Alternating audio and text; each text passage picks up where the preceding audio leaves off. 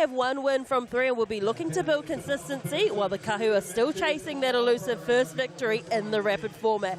With every position magnified and momentum swinging fast, expect a fierce contest.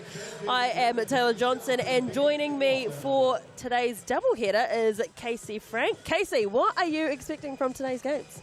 Well, I'm really looking to see how the Kāhu can lift up their level of play. They've been a little out of sorts the first couple times through, but mostly it's about getting that offense going. Need to find a high level, especially against a Whai team that has found their form offensively and is improving as the season goes along.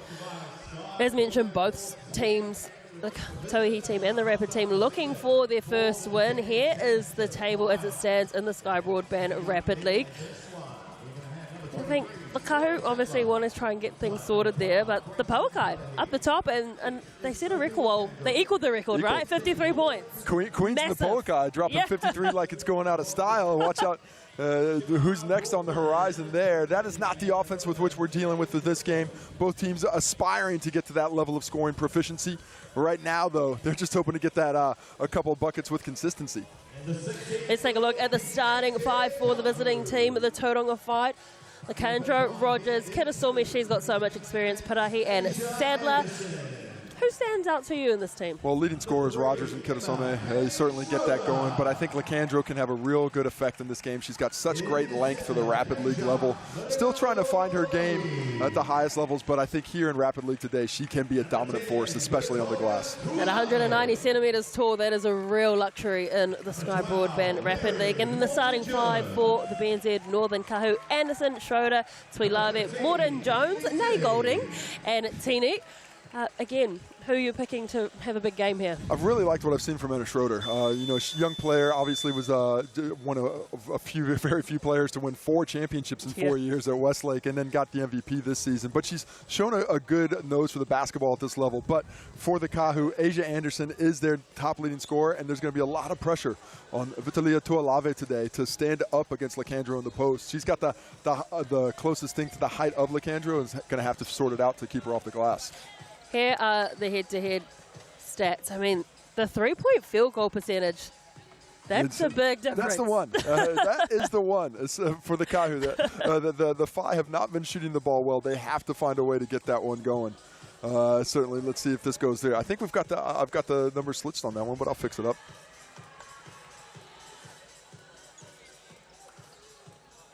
Oh, this is going to be interesting. Let's see who can take the upper hand.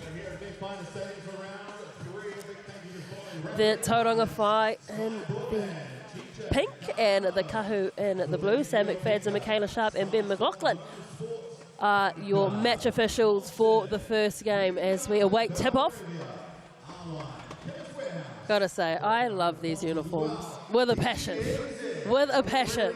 There's a lot of two-tone going out there, a lot of gradients that are coming together to meet.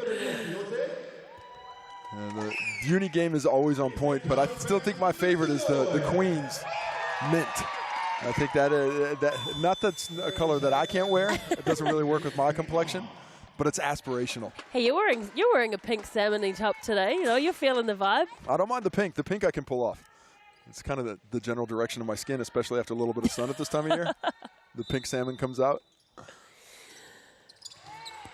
And first possession will be with the Tauranga Whai in the Sky Broadband Rapid League. Kitasomi has the ball outside. Gets to thread the ball through, but just doesn't connect well.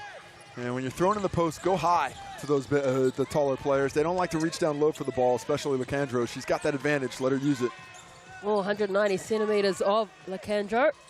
The Kāhu now looking for their first possession. It touches the net, so didn't quite get the accuracy on that pass. And again, now it is with the fight to bring it down court. Leandro, what a take. And she makes it count too. Leandro on the scoreboard first for the Tauranga Whai. Well, you love to see that kind of aggressiveness from your center. Gets that ball at half court, but doesn't hesitate when the sea's parted for her. Put that ball on the floor and attack the rim. The hoop, the harm, and a chance for the old-fashioned three-point play from the Chemist Warehouse stripe. Makes them pay with the extra 2, so 3-0 early for the fight. Concerning for the Kāhu. This is a team that needs to pick up their defensive intensity, and transitions the one spot they can do it. Let's see if they can't get the offense going now. Anderson's going to stay aggressive all day long.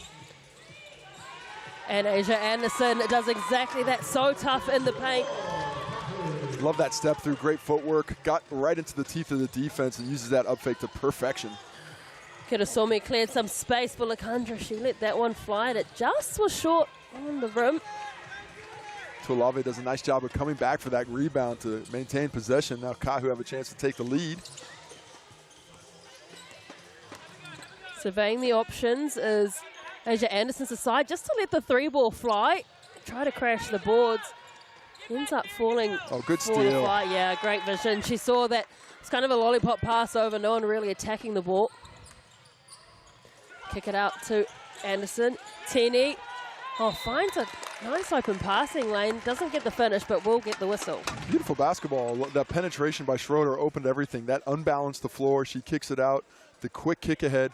Tini had the option to shoot that triple, but instead she sees Tuolave on the post. And that's two real nice entry passes by Keely Tini out there, who I do have to apologize. Last week I called her Jason Tini, who's her sister and a former Kāhu player, but one of my coworkers, so her name was on my mind.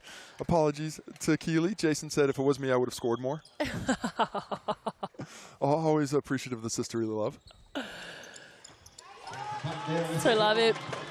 Makes that one count. Kirasomi always brings the ball down court at pace. Sadler just gets the whistle. They'll have a side ball. One foul apiece on each team now. Five really want to get out and run. See if where they're going to go for in this half court. But right now, the Kāhu trying to put the clamps on them, really forcing them off that three-point line. Yeah, the defense was sound for the Kāhu at that moment again. Kirasomi's really good at creating space. Lakandra slicing her way through, but again, just pulled up short. Nice closeout by Tuolave. Just gives her enough space to say, you want that three, you can have it, but it's still there to make it a difficult driving attempt. Morton Jones gets it to Mirinaurangi.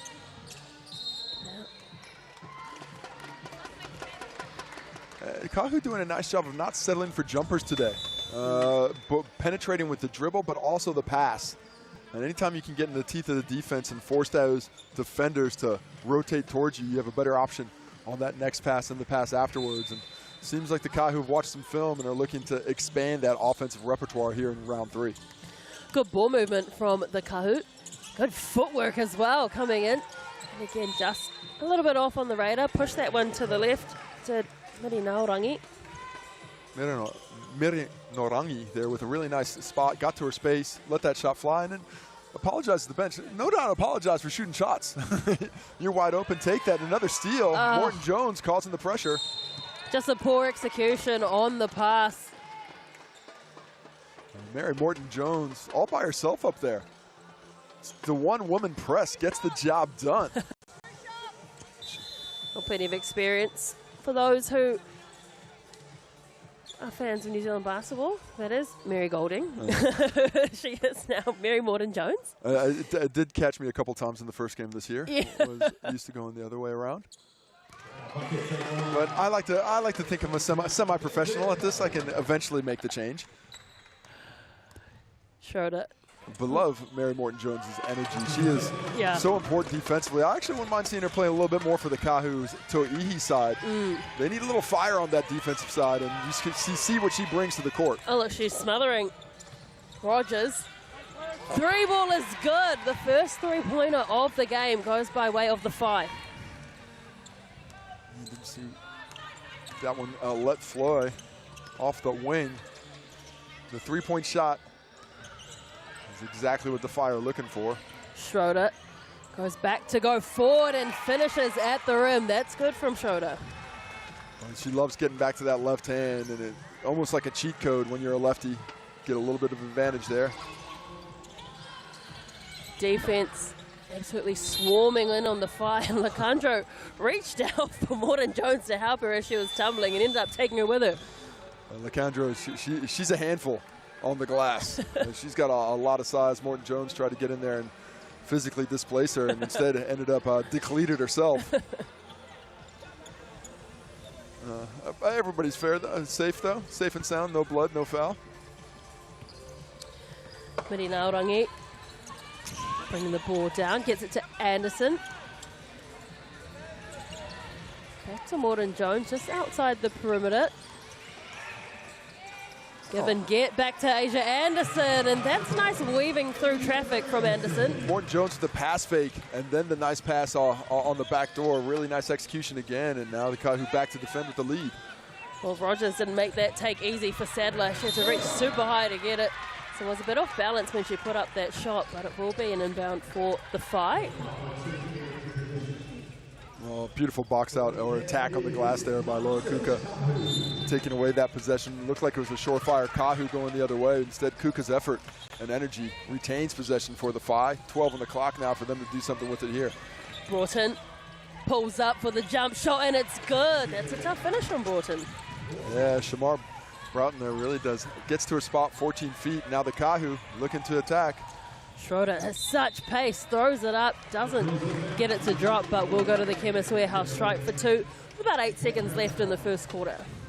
And ideally, I think the Kāhu would like to just hold for the last shot of this possession, but that lane opened up and Schroeder could not say no.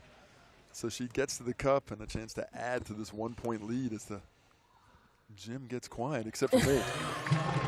Don't you hate when that happens? I got to keep talking, guys. It's my job. Yeah, we need a bit more Whai fans in here to make some noise when people are going for the shots. 7 seconds.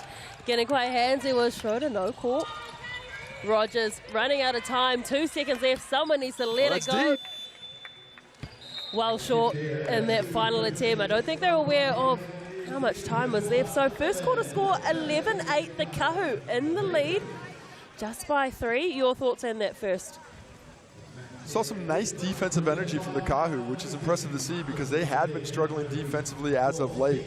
You know, hadn't been able to find exactly what they were looking for, but you know, coming against this Tauranga Whai team that is not shooting the ball well, just 16% from three-point range, that's enabled them to pack the paint a bit and be a little bit more adventurous out there in the passing lanes. It's come to good effect in this one, 11 points, and that ball's being spread around. Everybody's getting a chance offensively. Well, not everybody. Amber Schrader and Asia Anderson, 10 points of the 11. So they're carrying that load, but the ball's going through hands, and a lot of people are getting involved. If you want to get involved in a pizza. 20% off any large. Pizza 2025 is the online code. Use that QR code right there. It's valid until Tuesday next week. And you know my thoughts on this process, Taylor. Go for the most expensive. That's buffalo chicken. That's the biggest value. I love a chicken pizza. A chicken pizza. Then this is right up your alley. You can get 20% off. There it is. And no doubt there's a lot of people who will be wanting pizza after a Saturday night. Sunday pizza orders are good. Got to get that grease to soak it up. And if you're just sitting around ordering pizza, streaming some stuff, what else? A better way to do it than Sky Broadband Fiber? Exactly. You're going to need some internet to order some pizza if you're ordering online. And you know, if you're eating pizza on a lazy Sunday, that kind of a day, you're just streaming a couple of shows, something that's going to flick through. $55 a month for the first 12 months. Can't get a better deal than that. Visit skybroadband.co.nz or call 09-525-5555. It's not your first rodeo. Anytime there's 4 5s in a row and I can do the double 5 twice, I feel really excited, almost like I'm a radio DJ in the 60s. The BNZ Kāhu with their tails up, a 3-point lead after that first quarter. Oh, it's an offensive foul. Asia Anderson's an aggressive player, man. And she gets some of those young girls behind her. She's going to try and impose her will on them. And that time just got a little bit too strong with the post up, but needs to keep that attitude, needs to keep that energy so the Kāhu can keep this lead. Kāhu shooting at 50%. That's pretty good in the Sky trouble there. Yeah. And just Grace Parahi just gets a little ahead of herself. Wanted to get to that handoff, but need to put that ball on the floor first. Schroeder, I love how she plays such a big role in this team. The schoolgirl, such an excellent player. Just carries with authority too. Gets her own rebound off the missed attempt, but it's an opportunity here to go quickly for the Whai. And how are the handles? Oh, it almost put the icing on the cake if she'd got that down. Well, she misses she gets called for the travel last time to the court, makes up for it with the hustle, getting to the loose ball and pushing the pace, the crossover at the three-point line there, opening the lane for her to get to it. Takes the harm, doesn't get the finish, but off to the Chemist Warehouse stripe. We'll talk about one schoolgirl to another, 17 years old at Tauranga girls. There's Rapid League is a fantastic place to see the incubating talent that you will be seeing on a national stage in coming years. And really, I think has been invaluable. A place for these young players to wet their beaks, so to speak, and experience game time at a high level. High performance sport, it is so important to have visible pathways, and this is exactly it through the Tauihi League. You're rubbing shoulders with some very experienced players as the shot clock is starting to wind down. 4 seconds left. Anderson from the strike, a nice high arcing shot. Under pressure, cool, calm, collected. She's a scoring machine. She knows how to get that ball up. You give her a little bit of space, she's going to use it. Rogers. Good D there. Yeah, excellent D from the Kāhu, and Tuilave gets a hand to it. She's all alone. Can she finish? No. Just put a little bit too much onto the layup. She looks back at the bench. And just sorry about that one. Well, just a really nice anticipation. Take another look at the Asia Anderson step back jumper. Nothing but net. Arced that bad boy up there. And Vitalia Tuilave did all the work, got down. Was a little concerned about the defender behind her, so doesn't come to the jump stop, tries to go off one, and on the up just kind of lost control, mishandled it, and opens the door for the Phi to tie it up with a 3. Brought in with the bounce pass to Lacandro, and that is nice basketball. Well placed on that little entry pass, drawing 2 defenders and setting up the big for the easy finish. Tini to Anderson. Anderson with the left foot step, the drive. Doesn't get the drop, but will go to the Chemist Warehouse stripe, and that is a leader if I've seen one. Explosive first up, really aggressive, and she is having the leader. Look at that little jab step to the middle, gets Kuka off of her, and Kuka tries to close that line off, take away the straight line drive, but meets her too physically. Interesting about this Kāhu team right now, not going all the way into their deep bench, leaving Abby Curtin on the bench there, so it looks like they're saving her for Tauihi, but she is sitting there in case of emergency, break the glass. Pretty apropos for the emergency services worker, the firewoman. Look at you. We spoke about the youth, of some of these girls, but we've also got Asia Anderson, who's the second most capped current player for the Kāhu, and she's out here in the Rapid League helping blood some of these youngsters. Well, look, when you want to play, you want to play. Everybody would love to play every minute of every Tauihi game, but the fact is not everybody can. As you see, Parahi let it fly, can't get the roll. But not every player is able to get all the playing time that they feel like they deserve, but in a great way to go out in there and get a few minutes up, get yourself ready for the Tauihi game and stay ready. Just get out here in Rapid League and just earn some minutes with some buckets. Well, it's the perfect opportunity, right, to ball out in front of your coaches. There is. Except I don't think head coach Jody Cameron's out here. Yeah, no, I don't see Jody. I'm sure she's streaming it in the locker room. Kanjo finds her target. The Rapid League assistant coach for the Kāhu, but head coach Justine Reed is the head coach for the Kāhu Rapid League squad. Nice rebound by Great Tuilave. rebound. Long limbs of Tuilave, getting it back for her team. Morton Jones pops to Anderson. She gives it back, and lovely reverse finish from Morton Jones. I tell you what, this is a different Kāhu team than we've seen in the last few weeks. Much more determined, much more on point. Talk about it, determined and on point. Kitasome getting to the cup, her first bucket of the game. Captain Kitasome, well, she took that one personally. The experienced girls of the Kāhu went and produced a nice basket down at that end, and she said, get on my shoulders, we're going down the other. Makes a 3-point play. Does Kitasome. Back and forth we go. Kāhu 4 fouls in this quarter. Phi still have 1 to give. Can get aggressive defensively. All tied up at 16 apiece. That is a dime from Anderson. Tinney, the beneficiary of that one, and the moving without the basketball, creating some opportunity for the Kāhu, needing to stay active. They just look so much more connected, this Kāhu team. Yeah, it's much improved as Locandros throws up the runner. And now the Kāhu got a chance to push the pace, but Asia Anderson decides to slow it down. Yeah, looking ahead to where her troops are, there's Miri Naurangi to Morton Jones. Tuilave has the height advantage there and capitalises. Kitasome calling the play. decides to drive herself, is barreled over the hoarding by Tini. Well, we mentioned the leadership of Anderson earlier. I think Kitty Somé now is trying to put a little of that leadership on her shoulders, saying, look, we need buckets, I can get buckets. I'm the scorer. I'm going to stay aggressive out there, especially when the other team's in foul trouble. You know, 3 fouls, you're shooting free throws the rest of the quarter. And her aggression gets her to the Chemist Warehouse stripe. Hits the first. Captain of this team, and of course played all 14 games in the Tauihi League for the champions, the reigning champions. Yeah, started part of that season. Yeah, she did. And then McKenna Dale eventually wrested that position from her.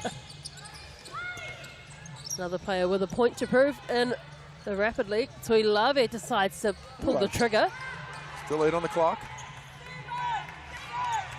The countdown starts from the bench. Schroeder can't get that one to drop either. Fast break opportunity here. Lacandro. Yeah, she thinks the better of it. Nice decision. Center doesn't want to dribble with that pressure, but she does want to post up. Kittasome lets a 3-ball fly. Long rebounds, no box outs. Yeah. Well chased down there. Sadler calls for the BNZ player timeout. Good heads-up play. Yeah. And it's going to reset that shot. I wonder if that resets the shot clock. Actually, I ask this question every time, but it does give us a chance to give you a chance to win free fuel. School your Waitomo Mula now.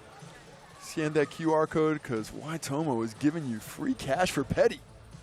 What a deal. I know I could use some of that. I actually did use that. Yeah, how much cash yesterday? Oh, no, I didn't win anything, but I went to Waitomo. Well, here's your chance. I know, here's my chance. Scan that QR code. Everyone loves free stuff. 7 seconds left on the shot clock. No reset. Foul up high, but let's let it go. Oh, doesn't matter. Makes them pay with the triple. Oh, Kāhu not calling the timeout for some reason. Well, you only get one each half, and if you don't use it, you lose it, and they've done exactly that. That's a missed opportunity there, but what a shot from Sadler. Taking nothing away from the offense of the 5. They wrest control and take the lead in the ball game at the dearth of the first half. Huge shot to erase that 2-point deficit and change the momentum going into halftime. That gives us an opportunity to take a look at the Chemist Warehouse stats there in the first half. An impressive back and forth display of basketball as the guy who had the lead for the majority of the half, but lost it right at the end there. The 5 taking the 21-20 lead. There we take a look at the assists. Mary Morton-Jones, 2 assists there. Sophie Rogers, Kittasome, and Broughton, 1 apiece. Asia Anderson, 2 with Morton-Jones. Top scorers. You see how it's just passed around on the 5 side. A lot of people getting their fingers in that pie. Asia Anderson and Emma Schroeder carrying the load for the Kāhu, but that was spreading around a little bit more as that half went along. The rebounds, not a ton of them in the game overall. A 9-6 advantage to the 5. Might be missing a couple in there. Lacandro, the only block of the half. The long arm of Lacandro gets it done, but look at the steals. This is why the Kāhu are doing well. Yeah. Forcing turnovers on possession. Morton-Jones, Tini, Tuilave, and Schroeder getting it done there to get themselves up at the half. And we're about to get back to the second half action, but I like the things that I've seen from both teams there. The Kāhu really coming out more aggressive. Great ball movement, really passing that ball well on the back doors. They had 5 assists on 7 buckets in the first half. And when you look at the 5, down the stretch, I think they played a little bit more of their style of basketball, and that's why they're in the lead now. Both teams just being a little bit more fluid, but I think more so for the Kāhu. They looked a bit disjointed in the first 2 games of the season, but now certainly playing more like a team. But that comes with time, right? Comes with time and personnel as well. I think they match up physically well with this squad. So when you look at the last week played the Hoi Ho at home, that's a really big Rapid League team. Week before that they played the Poakai. There's 2 tall firms on that Rapid League squad, and 2 tall firms up front. Speaks to the depth, right? Ezra McGoldrick and Charlotte Whitaker. I mean, that's not easy matchups for this young Kāhu side. led with a little bit of veterancy in Morton Jones and Asia Anderson. But overall, this is a team that is trying to find its feet and is in a better place today. Now, can they play another 8 minutes of it here in the second half? Kirasome has the ball for the fight. They're losing the first quarter. They come back at the end with that triple. Lakandro. That's it. Again, lots of ball movement, but they're forced to push those passes out because this Kāhu defense is working excellently. Just looking at Rogers running around there. She's got that strape on her leg, and it looks to be hampering a little bit. Not moving as freely as I've seen her. She has been so important to this FI squad with her scoring this year. Kirasome plants her feet for the triple. It just swerves to the left of the rim. Wide pass out to Schroeder. She wants to just go all the way in, and that's a terrific block by the long-ranging arms of Lakandro. Asia Anderson draws in 3 defenders. It's a wide-open shot for Tini. And no one really grabbing that one, so all of that offense comes up to nothing. Lakandro for 3. No, but again, the ball's just battered there, not crashing the boards enough. But here comes Morton Jones. She just reads it so well. She's got all the hustle, man. She is just 100% work rate, rewarded with a look, and decides not to take it. Oh, how about the big hero step from Morton Jones? Well, she certainly had Rogers full there, thought she was going more towards the middle, and steps inside, creates a lot of space, gets fouled on the shot. I think that's the 3rd personal on Lakandro now.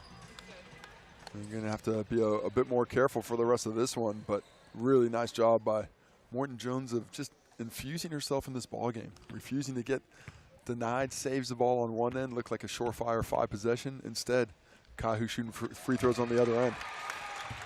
Every team needs a player like Mary Morton Jones, just a hustler, someone who is always going to get in the face of your opposition. Tell you what, some teams could use 4 or 5 of them. Always work rate. Work rate, more often than not, will win. Sadler thought about the corner 3, decided against it. Rogers back to Kirasome. She tries to arc around, gets it out to Parahi. Puts a little bit too much on that one. Pirina Orangi to Tuilave. Looking for someone to demand the ball. Tuilave was in there, but Anderson didn't like the matchup with Lakandro. Schroeder just gets the ball stolen. Nice work from Rogers. Youngster on youngster there. Rogers reads it well. And I think Schroeder quite often struggles against the veterans with the strength levels, but thought she had a younger player there and tried to force her way in. But good anticipation defensively evens it out. And there the steal. Oh, Sadler. Nice work. Oh, back at you. Oh, it can't capitalize again. Just the execution off. I thought Christmas was in a couple of months. We're giving gifts away here in the 3rd quarter. Ball security hasn't been the best of both teams in this 3rd quarter. We've had a little bit of a lull after having some quality basketball. And she said, don't worry, we'll get back. That was deep as well. Rogers letting that fly from about 3 feet back. Touches nothing but twine. That shot was pure as the driven snow. Right back at you. Trading pound for pound here. The fight. And this is a nice vision. Great run by Rogers. Getting out behind the defense. Poor communication there by the Kāhu transition D. 2 players stopping at the free throw line, but 1 player behind them. And scoring has found an uptick here down the stretch. And coming into this game, the Kāhu averaging only 23 points a game, already up to 25. So nice to see them get back on track. And the FI averaging 33 coming in this one. Rogers makes sure of the second. We're back to a tie game. This one is going right down to the wire. Kāhu searching for their first win in the Rapid League. And Tauihi Tuilave can't get the roll. Oh, and she's passed it to no one. And they've got the ball back to Ilave. Didn't put enough on that one. She had the advantage with the height. Well, if I'm the Kāhu, I'm keeping all 5 players up. I'm pressing all the way because they've had some great results by forcing the pressure up the floor. Morton Jones by herself up there. I'd probably look at just you know, woman to woman press all the way up. Get your free fuel. Now scan that QR code up on screen.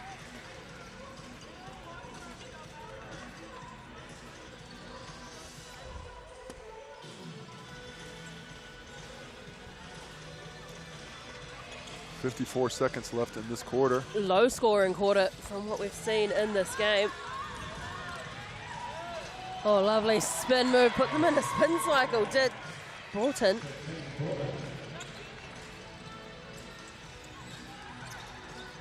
So winding down this third quarter.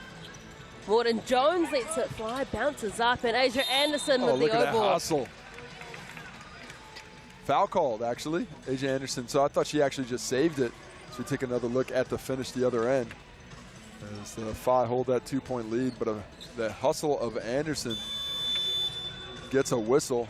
Still not in the bonus, just the second foul of the quarter for the Phi.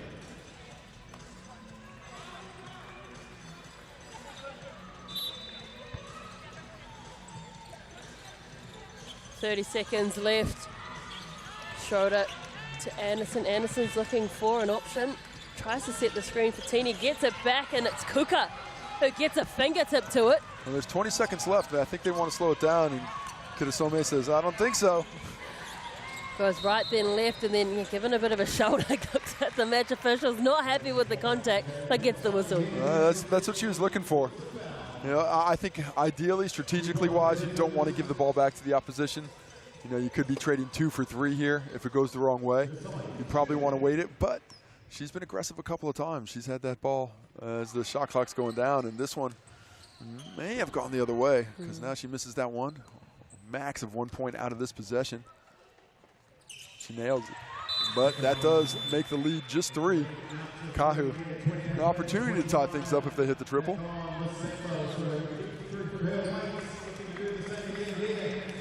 Who are you getting the ball to here? Well, I'm trying to get it to Schroeder to start running, but the Phi have other ideas. Miriam Oengi might have it down in hands, but there it is to Schroeder. Does well to pull that ball in too. 2 seconds left on the shot clock. Someone needs to put it up, and yeah, just that miscommunication. That comes with the youthfulness of this team as well. Yeah, I think Emma Schroeder, once you have that ball in your hands with 5 seconds left, then it's on you. If you haven't given it up right away, that takes 2 off, and then I have to get this shot up. Even if I pick up my dribble, a bad shot's better than no shot.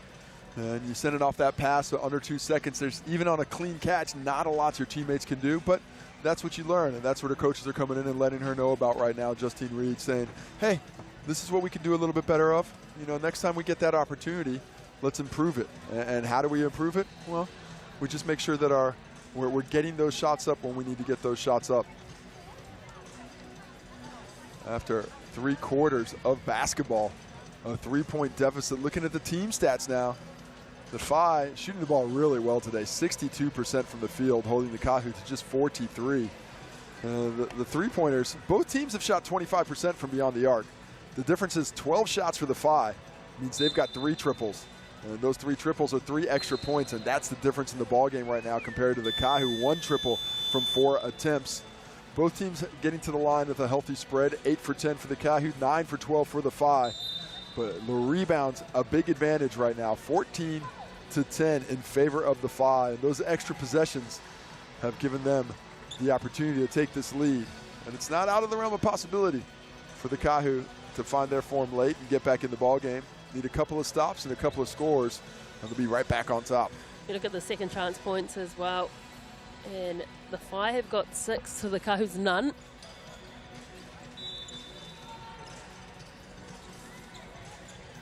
Last 4 minutes in the final Sky Broadband Rapid League game in round 3. The Phi wanting to get another, and foul underneath on Lacandro. And she's surprised, to say the least. so am I. Didn't even see it. We were looking at the ball. I was not seeing the action between Tauihi and Lacandro down on the low block. I was admiring Kitasomi's shooting form. But not. It's pretty. Rainmaker. It's a lot of arc up there. It is. Schroeder. Being denied entry into the perimeter. Now inside. Tauihi on Lacandro. Ooh, The block was good. Foul called. Oh my! I thought it was clean. Might have been some forearm in there though. That shot's a tough one. Take another look at it. Yeah, from that angle, definitely looks like a little bit of arm. A little bit of some balls in there. But even if you get the ball cleanly, you come follow through afterwards and get a little bit of that forearm. Take another look from this side. Ooh, a little bit of hand. I don't know. Lacandro doesn't think so. I'll tell you, if I was playing defense, I wouldn't think so either. Tauihi leaves it short, and it bounces for Kitasomi. Misses two. That's a missed opportunity there. Could have cut it to one. Instead, they're still down three. Defense has been solid, though. Can they string stops together? It has been. Broughton and Lacandro were both open. And leaves the one to an air ball and takes out some of the young aspiring Kāhu players. Takes out a fan and gets right up front and personal with a couple of young fans there. Kāhu fans, I don't think they liked it very much. Not at all.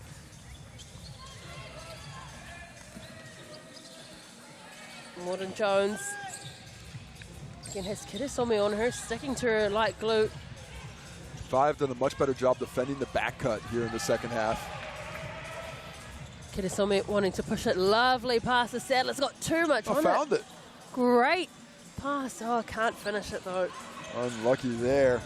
As Broughton unable to get the finish, jump ball on the floor. As Tauihi gets involved with Lacandro again.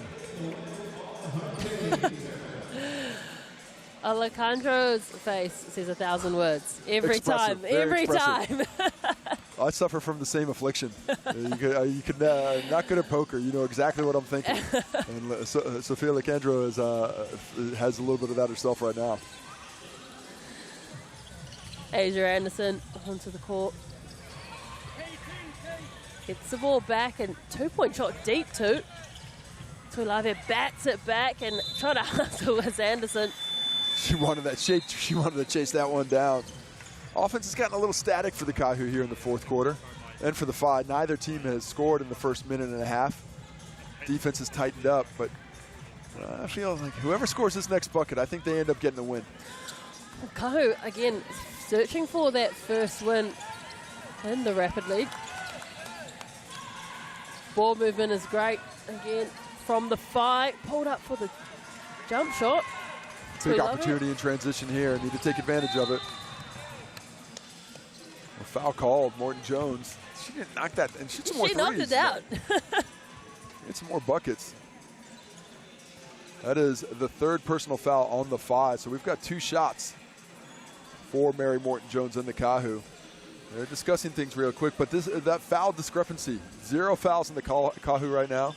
They get a chance for them to get really aggressive on the defensive end and stay attacking the rim. Force those whistles your way so you can get to the stripe and convert from the Chemist Warehouse line. Well, the Phi could be their own worst enemies right now if they allow the Kāhu to come back through shots at the Chemist Warehouse stripe. Mary Morton Jones steps up, hits some big ones. Down by 1.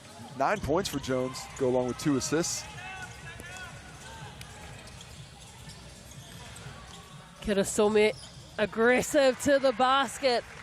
And just really aggressive when Morton Jones guards her on the perimeter. She's got a bit more foot speed than her. She's taking advantage. Schroeder shrugs off Rogers. Yeah, she gives Rogers the fend.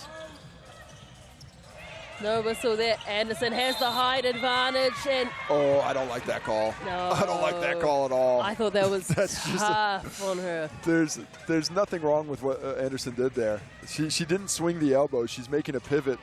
Rogers, to me, doesn't read it. To me, that's not a charge. But unfortunate for Kāhu fans, it's a charge on the floor. Rogers does a good job of setting herself up against a stronger, more experienced player to take away the bucket. Could be a big call in the scheme of this game. Minute 30 to go. Yeah, Kitasome is always there whenever a team looks like they're running out of options. She's always freeing herself up. Oh, that's an interesting warning there to the bench. Interesting more than anything else because it stops a live play with 6 seconds left for the Phi, and it actually puts them at a disadvantage. It does. So now they've got 6 seconds to get this one off. When they had the ball in live position, might have had something going. Let's see if they can still get it done. Rogers back to Kitasome. Lacandro, deep three, nails it. Oh, she's like, finally. She's had some good looks at it, and she might have just sealed this ball game. And that was the biggest poker face she's ever given in this game. Big three from Schroeder. Asia Anderson, though, gets the O board. Lacandro hits the floor. She ran into Anderson. Take another look at the Lacandro triple. Not bad defense, especially against a player who'd had a couple of shots from deep today and hadn't been able to make him convert. Lacandro is now 1 for 4 from behind the arc, but hits the biggest one, 9 points, 3 rebounds, a steal, and 2 blocks on the day. She is putting in work here in the Rapid League today. Biggest lead of the game now as well with the Phi. Anderson chips away at that, makes it 5.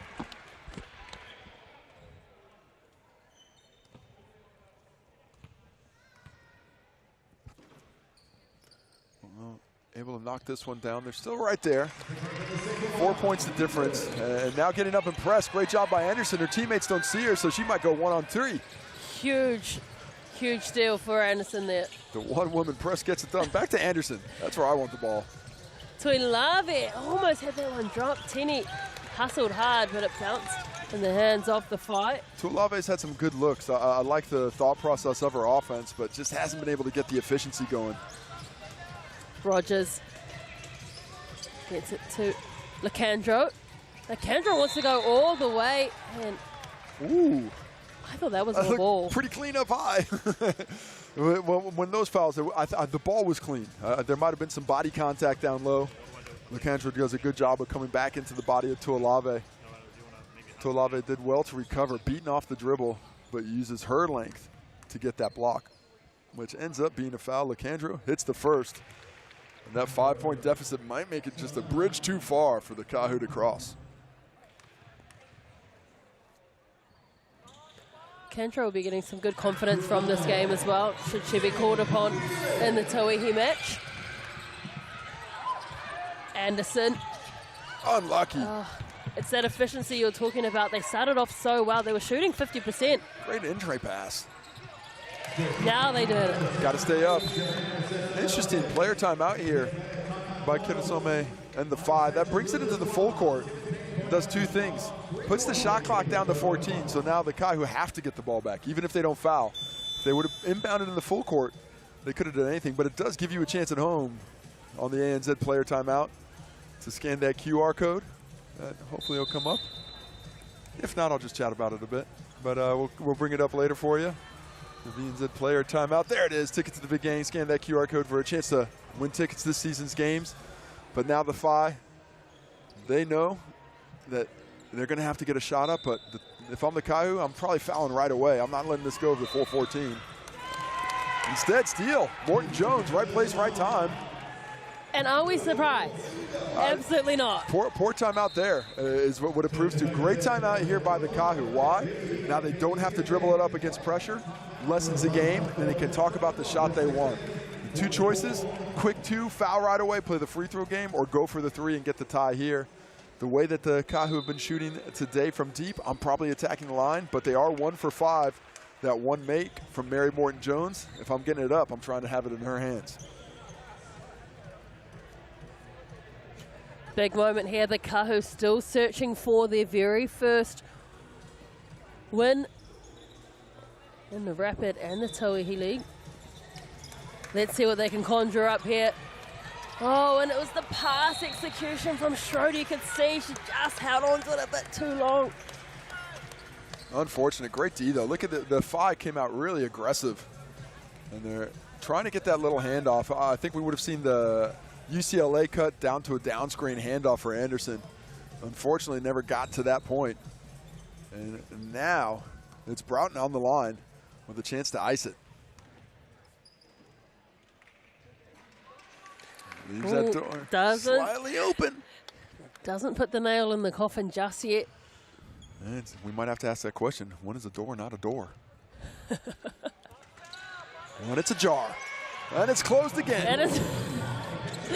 That is the class of Lacandro. His long limbs just broke the hearts of the Kāhu players as she reached in and got that rebound. Grabs her 4th rebound of the game. Her 3rd offensive. Massive. 10 points, 2 blocks in the steal, in less than 16 minutes of play. I think she's sitting about 13 minutes overall. And that big offensive rebound and kicking it to the right player.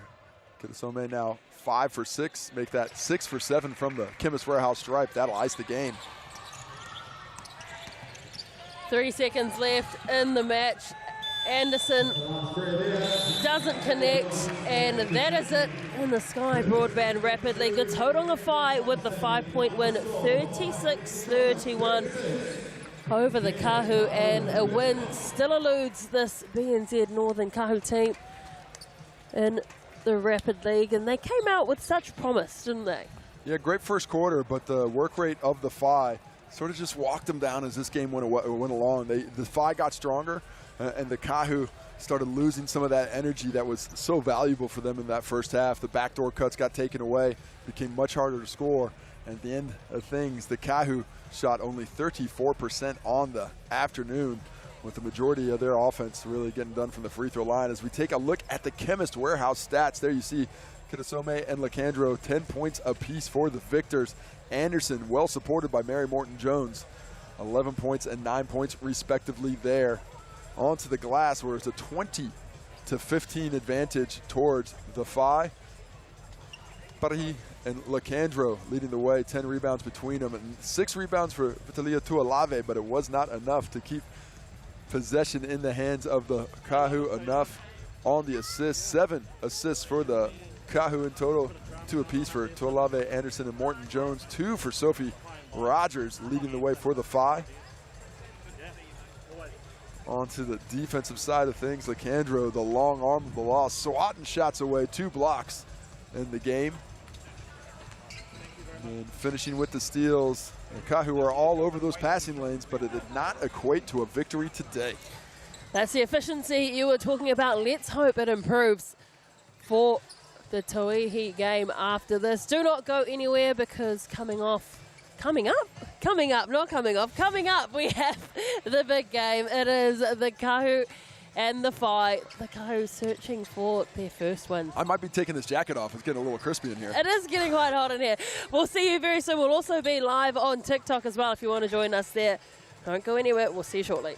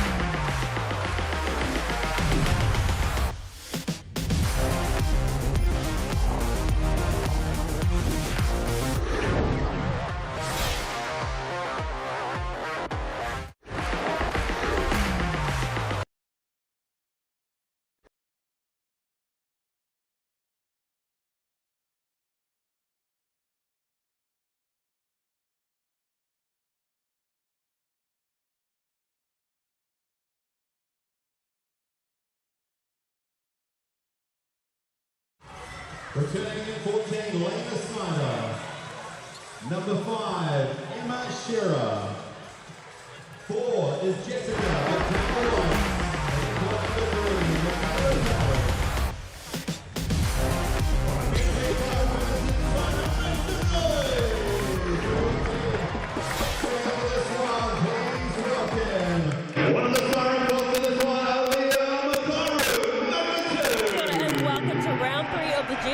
Home's Tauihi Basketball Aotearoa. We're caught tied for a pivotal clash between Northern Kāhu and Whai. The Whai come into this one riding high after a big win on Friday, showing real season. Meanwhile, the Kāhu are still searching for their first victory with their home court advantage and expect them to come out firing. It's a battle of energy and execution.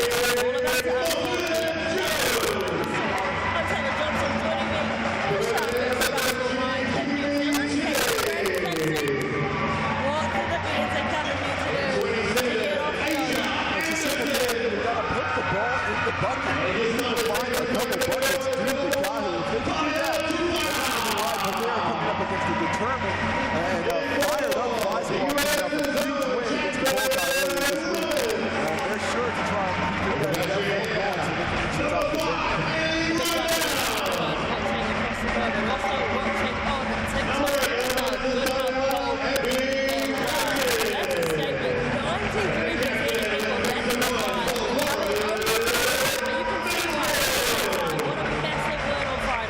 this is going to be a contrast in styles as well. The size of the ball against the speed of the guy. Now we're going to get that speed up to another level. They hope to get away with the win this way because the Whai are imposing their will physically on opponents right now as we take a look at the ladder. Taylor. The Queens up the top. But look, what I love that we're in round 3 and already there's no undefeated teams. That is how close this competition is. It is difficult, of course, to see it going that way when you're at the bottom of the ladder with the Kāhu don't have a victory. And so it's going to be interesting to see if the Whai who made that big win, got that win earlier, if they can keep this form going against a Kāhu squad who should be determined to get this first victory. 3 straight home games and haven't tasted victory yet, so they want to get it done today for sure. Let's take a look at the starting 5 for the total of 5. This is just a second game in 3 days. They played on Friday. Guys, for the home of 4. Just a moment as we wait to get those starting lineups up for the round 4. BBNZ. We have Michaela Cowley, Jess McDowell-White, the guys who are making once again. It's all about everything for me. 31 points. Can she back it up? You know, this is the issue for Haley right now as we take a look at those starters there. Haley right now defending her. It's giving up a lot of size. This Kāhu squad does not have the size that this line does. So it's going to be interesting to see if they're going to be able to pull off that win. Well, you spoke to Emmy Shearer beforehand. You can give us some insight as to what she said throughout the game. But here's the starting 5 for the BNZ Kāhu: Tapaya, Curtin, Mansfield, Roberts, and Rynell. Rynell's been playing the best basketball in that lineup. She has really been fine. Lauren Mansfield, fantastic. Nice job. Talia Tapaya has just not been able to find that form.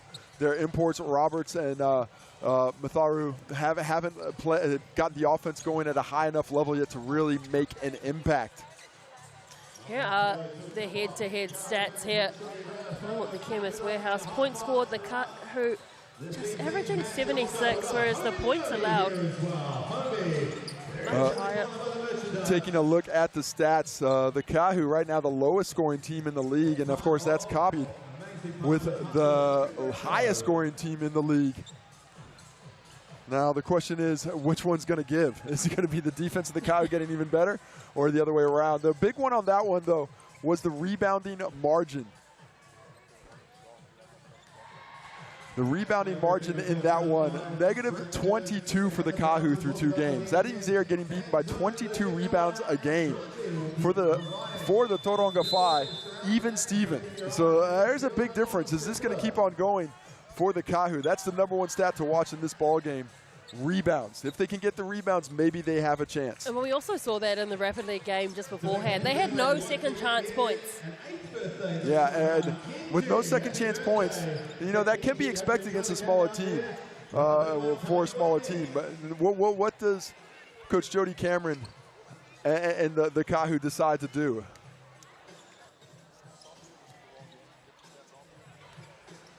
Sorry about that. Those are some stats from the Sky Broadband game earlier in this one.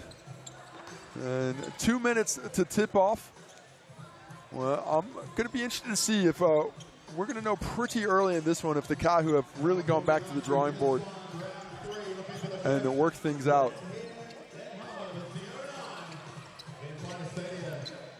And when they come to this game, are they going to lean on Abby Curtin off the bench a little bit more? Are they going to? We've heard them say that they want to play with more pace, play with more speed, but you can't get that speed, can't get that pace unless you start to get rebounds. So the first things first, they're going to have to get tougher on the glass. They're going to be playing against a bigger, stronger team, but it's a bigger, stronger team who's on their second game of the weekend. Is that going to have any ill effects on the visitors? Or are they going to go from strength to strength, winning in the down south and being able to get a win up here in the Big Smoke as well?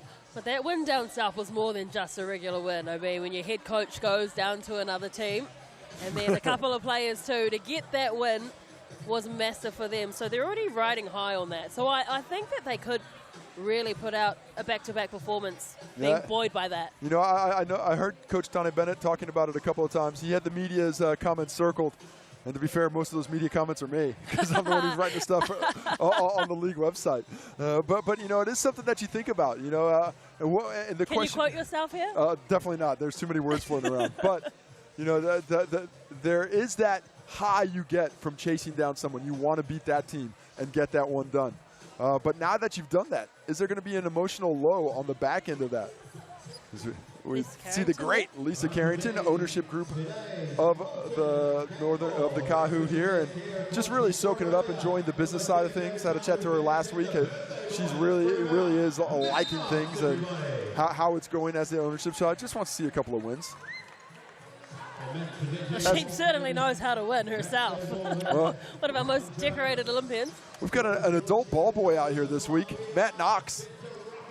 But BNZ Kāhu season member, one of their biggest fans, and celebrating his 40th birthday this week. Oh, awesome. He's that's the oldest ball boy we've had this season. Hey, I mean, I was at a netball game and Valerie Adams was the ball girl, so hey, there's no age. Hey, I'll tell you what. No age limit. When you're in a stadium and Val says she wants to do something, she gets to do it. Val's in charge. Val guarded me on a Celebrity All-Star game once. I don't think she understood the Celebrity All-Star fun part, because she was throwing me into the backboard standard. I was like, chill out. I've still got a career, hopefully. That's probably what shaped Steven Adams to be as good as one of many. And I think all the sisters were giving him a little bit of physicality. About to get underway here with tip-off. And first possession will go with the home team, the BNZ Northern Kāhu. As mentioned, they are still looking for their first win of the season. Only played 2 games, but with a team that has such promise. A lot of people thought they would have had that early, and first opportunity for points. They just put too much on it, and it's hot potato at the moment. Curtin dove on the ball. Yeah, not the cleanest start. Abby Curtin inserted into the starting lineup. That's where they're looking to sort of change the energy of this activity. And what I liked about that possession, even though it didn't turn out well, was we saw that ball get into the hands of Talia Tupaya 2 or 3 times there. So I think just letting her feel the energy as passed by McDowell White almost gets a little loose there. Yeah, Hank was not expecting it. She's such a tall, towering figure as Hank. Gets that ball, great vision, and the finish and the Whai. Well, you don't want them to get cooking early. Well, what you really don't want if you're the Kāhu is an early foul on Haley Rynell, because she's the only one who even comes close to having the physical attributes to slow down Hank in the post. And it's not just Hank, it's Snyder as well. It's going to be Lacandro off the bench. A lot of size, but what a great deep post position by Hannah Hank there. He just gets right to the dots, gets that catch, gets that finish, and continues her explosive start to the season with a three-point play to open up the ledger. Oh, she's shooting very well too, 57% from the field, albeit quite a lot of them close to the rim, but still accuracy is what the Kāhu have been lacking. And she's got that in spades. Tupaia tries to get around. Snyder getting a hand to it. Curtin with the Hail Mary pass out. And that is an absolute killer for a coach to run out of time on the shot clock. Well, I mean, yes and no. Look, you don't want to run out, but you can see that this is a more deliberate team than we've seen. So if I as a head coach have said, hey, we need to get that ball through hands, I'm happy to see that ball go through 4 or 5 different hands and get a 24-second violation than just a quick shot. Oh, McDowell White threaded that beautifully to Hank, but she just put too much on it. Great position once again, just deep on the catches. Such an athletic build, Hank. And she looks nowhere close to her height because of her, yeah. She's just proportional, First points of the game for Rhinal and for the Northern Kāhu. Kāhu are really dependent on Rhinal to get buckets, and look at her trying to work her way in the post against Hank, doing the shift work early. Tupaia denies Shearer to get close to the rim, and Snyder had the front space, but denied from Curtin. Foul down low on the shot. Going to be Snyder to the Chemist Warehouse stripe, 2 shots. And this Phi squad, who doesn't mind shooting the tray ball, just very determined to the low post at the moment. That initial defense from Curtin was actually very good. Snyder makes no mistake with that one. Good to see her as well return to the fight. Yeah, she's been enjoying the Sky Broadband Rapid League. Of course, started with the Hoiho, and she was a double-double machine. Moved to the Phi in a different role there, but an effective one. Curtin pulls the trigger, nails the shot. Nice set there. Snyder thought the back cut was coming. Instead, great screen, gets her open for 3. McDowell White gets it to Hank for her first triple attempt, and hustled hard did Shearer, so they've got more possession back. Great ball movement again, too. Cowling goes around, back to Hank, second attempt. That one ricochets to the left. Look, I know Hannah Hank can shoot that ball from deep. I know she's got the ability to do it. But when I used to play against a player of good size that was really good on the low block, I was so happy when they're shooting jumpers. Hey, stay out there. Stay out there all day long. If you want to shoot that one, that's okay. And on the season, she was shooting 33% coming in, but 0 for 2 on that possession. Snyder got a good hand to that pass. Right now from the left corner. No good, but Snyder comes up with another defensive rebound in the top 3 in the competition for that. Cowling let that one soar, and Tupaia asking for the flop. You can't get the flop when the foul is called. Talia Tupaia, she is a physical player and doesn't often see, I think, the love from the officials that she'd like to get. Shearer on the baseline. Completely wayward with that attempt, and the hustle was good, but it's going to be a foul. Mansfield is able to corral the possession. And a fortunate foul there for the Kāhu, because 4 seconds had already gone off the shot clock. It was going to be difficult to get it across the half court in time. McDowell White picks up Mansfield. Mansfield just shrugs her off, goes by. Curtin back to Tupaia. She set the screen and falls into the hands of Roberts. Great D, Michaela Cowling. Michaela Cowling hasn't had the offensive start you'd expect from her, but she is among the best defensive players in the competition at multiple positions. McDowell White for a deep 3, drills it. Well, love the pace that the Phi are playing with, and things are starting to bend towards them. Look how quickly they got the ball up and got a great look on that possession. What's the response from the Kāhu going to be? The response comes by way right now, blocked by Snyder, threw everything at it. 6 seconds left on the clock, got to get it moving. Jodie Cameron up on her feet, barking orders at her team. Roberts just cannot get past the defense of Hank. Well, great job defensively. Not a bad shot created by Roberts, but can't finish. And the Fire back at work again. Snyder pulls up for the mid-ranger. Energy at Snyder's infectious for the Phi. Almost chases down that ball afterwards. Nice little mid-range jumper. Probably too open for the liking of Coach Jodie Cameron. Sub coming in. That's too late. Go with it. Kitasome waiting to come in right now. Looking for some of her troops to arrive. Mansfield pulls up for the jump shot. It's a high arcing one. The Phi just are dominating the glass. You just do not see a lot of Kāhu jerseys underneath there. Gang rebounds being swarmed by the Phi. The Phi through Shearer.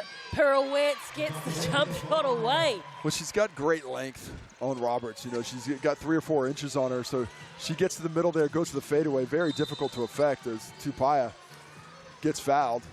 Doesn't get the assist. Would have been an easy finish for Rhinell. Instead, it's ball on the sideline. Lacandro and Kurosumi check into the game. Lacandro was very good in the Sky Broadband Rapid League game. Got a couple blocks, 3-point shot, and was quite dominant in the paint. Kurosumi as well brings aggression, and they'll need that on defense here.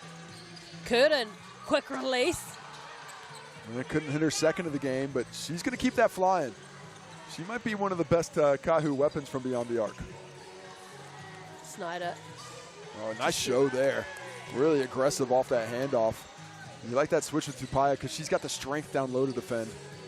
Kitasome steps in for a deep 2. That's the impact you want from your bench and your captain. I like the way they got that ball moving side to side, finding the energy that time in the hands of Kitasome. Gets the finish, 7-point lead for the Phi now. Kāhu do not want them to get too far ahead. Curtin throws up the speculative shot, and she'll take a trip to the Chemist Warehouse stripe. Shearer does a nice job of coming over for the help, but just I think didn't give Curtin the landing space, so when she went up, the shot was awkward. And because of that, the Kāhu are off to the Chemist Warehouse stripe, where Abby Curtin will try and cut this deficit. Hits the first. Nice looking stroke on Abby Curtin. 4 points for her in the ball game. 1 for 2 from the field, 1 for 2 from deep. Nails the second too. I think that's going to be Asia Anderson checking in for Curtin now.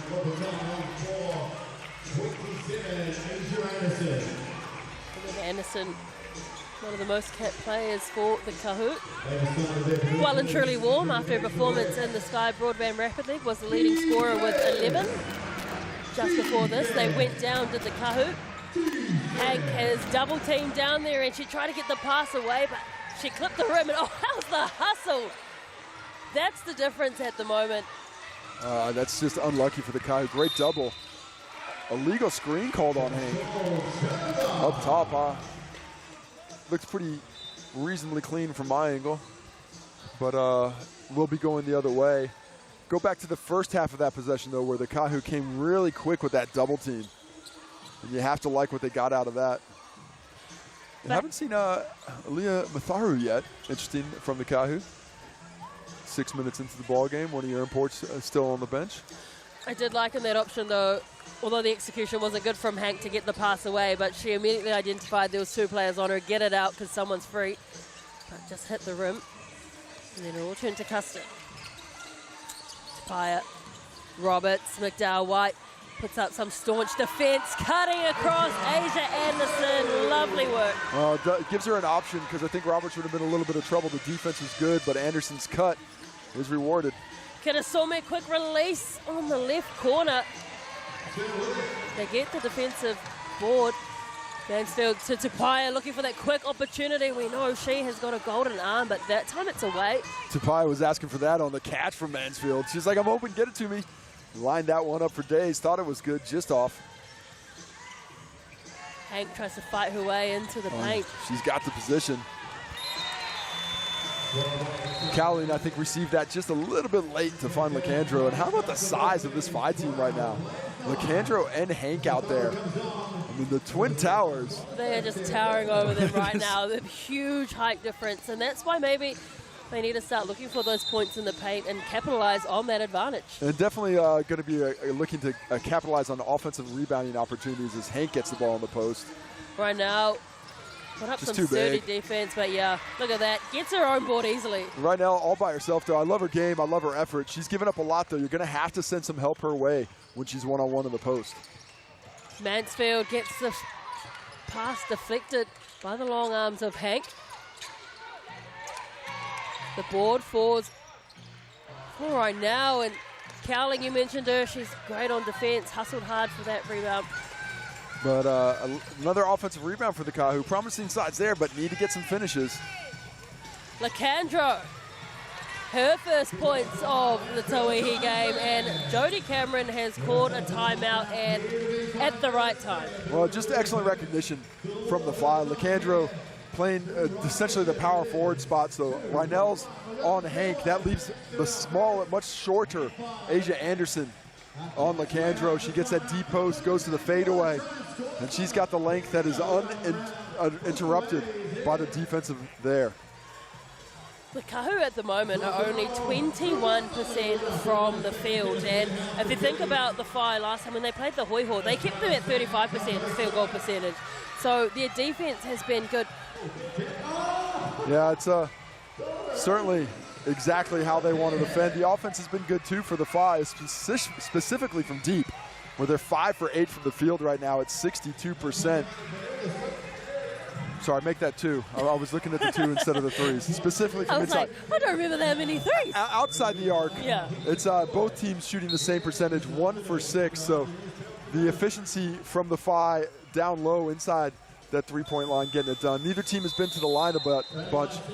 But the rebounds not as far in the favor of the Phi as you would have expected, looking at the stats. An 11-8 rebound advantage, which isn't where you want to be, but it certainly could have been a lot worse.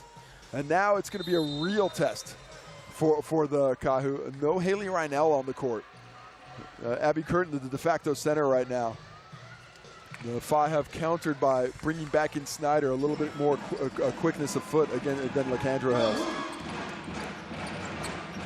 What changes have the Kāhu made when it comes to the strategy on the court after that timeout? A bit of hesitation there from Roberts. Curtin, Matharu onto the court now and threads her way through, but the block from Shearer too. Didn't even need to leave the ground. But look at Hannah Hank run that lane. Look at that post. Give her the ball. Oh, that's too quick. That's too quick a 3. That is such a quick 3 seconds there. Right on the cusp when she got the catch. But, man, I love that energy from the center. Hannah Hank running that ball and screaming out for it. Somebody see me. Give me the rock. I get positioned like this. You give me the bucket. She's such a joy to watch. Curtin to Anderson to Pyatt. Jodie Cameron barking Splits orders. that trap. Foul on Snyder. I thought, to me, it looked like Tupaia created that contact, but nice honor for being the initiator. She gets rewarded with a trip to the Chemist Warehouse stripe, which is where the Kāhu have been the most efficient. 2 for 2, 100% right now. They are 3 for 14 from the field at a paltry 21% overall. Cut that lead down to 6. Make that 5. Karasome to bring the ball down the court. Has Mansfield on her, just on her like a backpack. Oh, nice Spain action there by the Phi. Snyder popped it over to Hank. They get the whistle. She gets a shove in the back. Hannah Hank, just tremendous posting the ball. I mean, I've seen a couple of her games on broadcast. This is the first time I've seen her in person. And it's always a different game when you're in the gym. You can really see the effort, the energy, the size. And Hank is just really using her physical gifts to perfection right now, getting the ball in great position. She even stands with authority. Like, you look at her, she's like, she's tough. she is surveying her domain right now because her domain is the paint. Yeah. And she's just got a great build, just physically powerful. It's the things that they do off the ball too, right? When you hear in the stadium.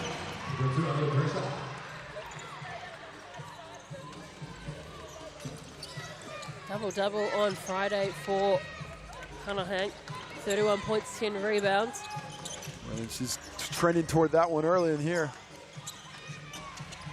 Almost added a steal to her stats for this game.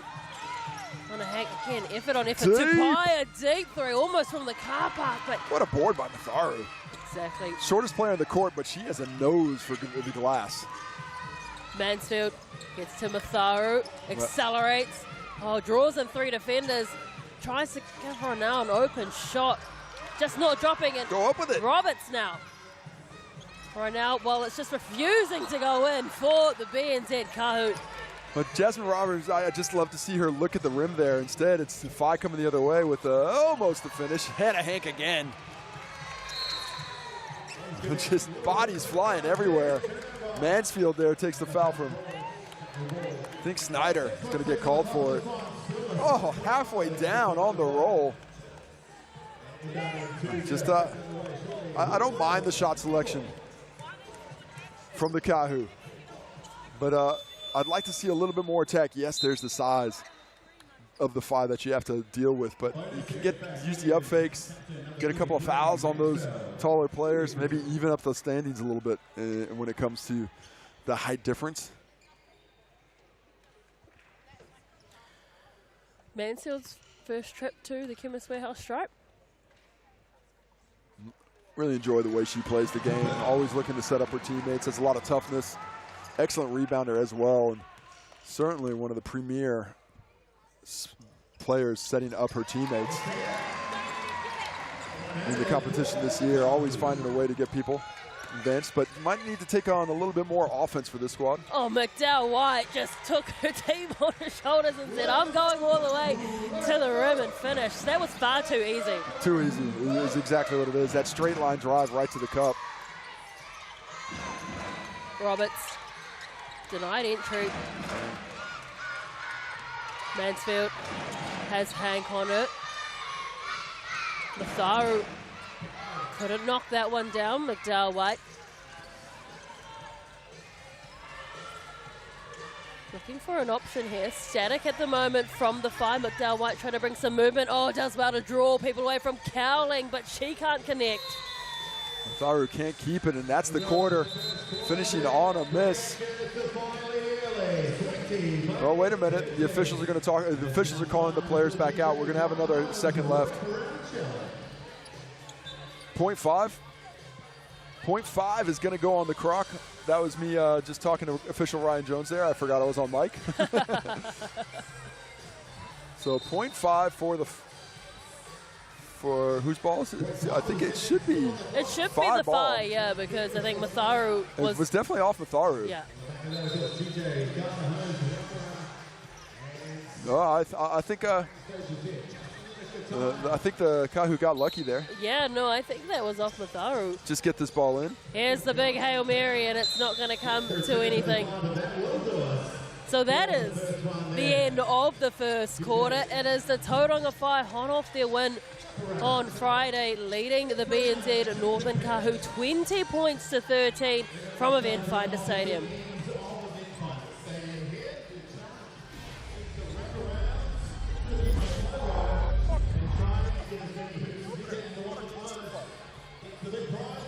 I was getting text that.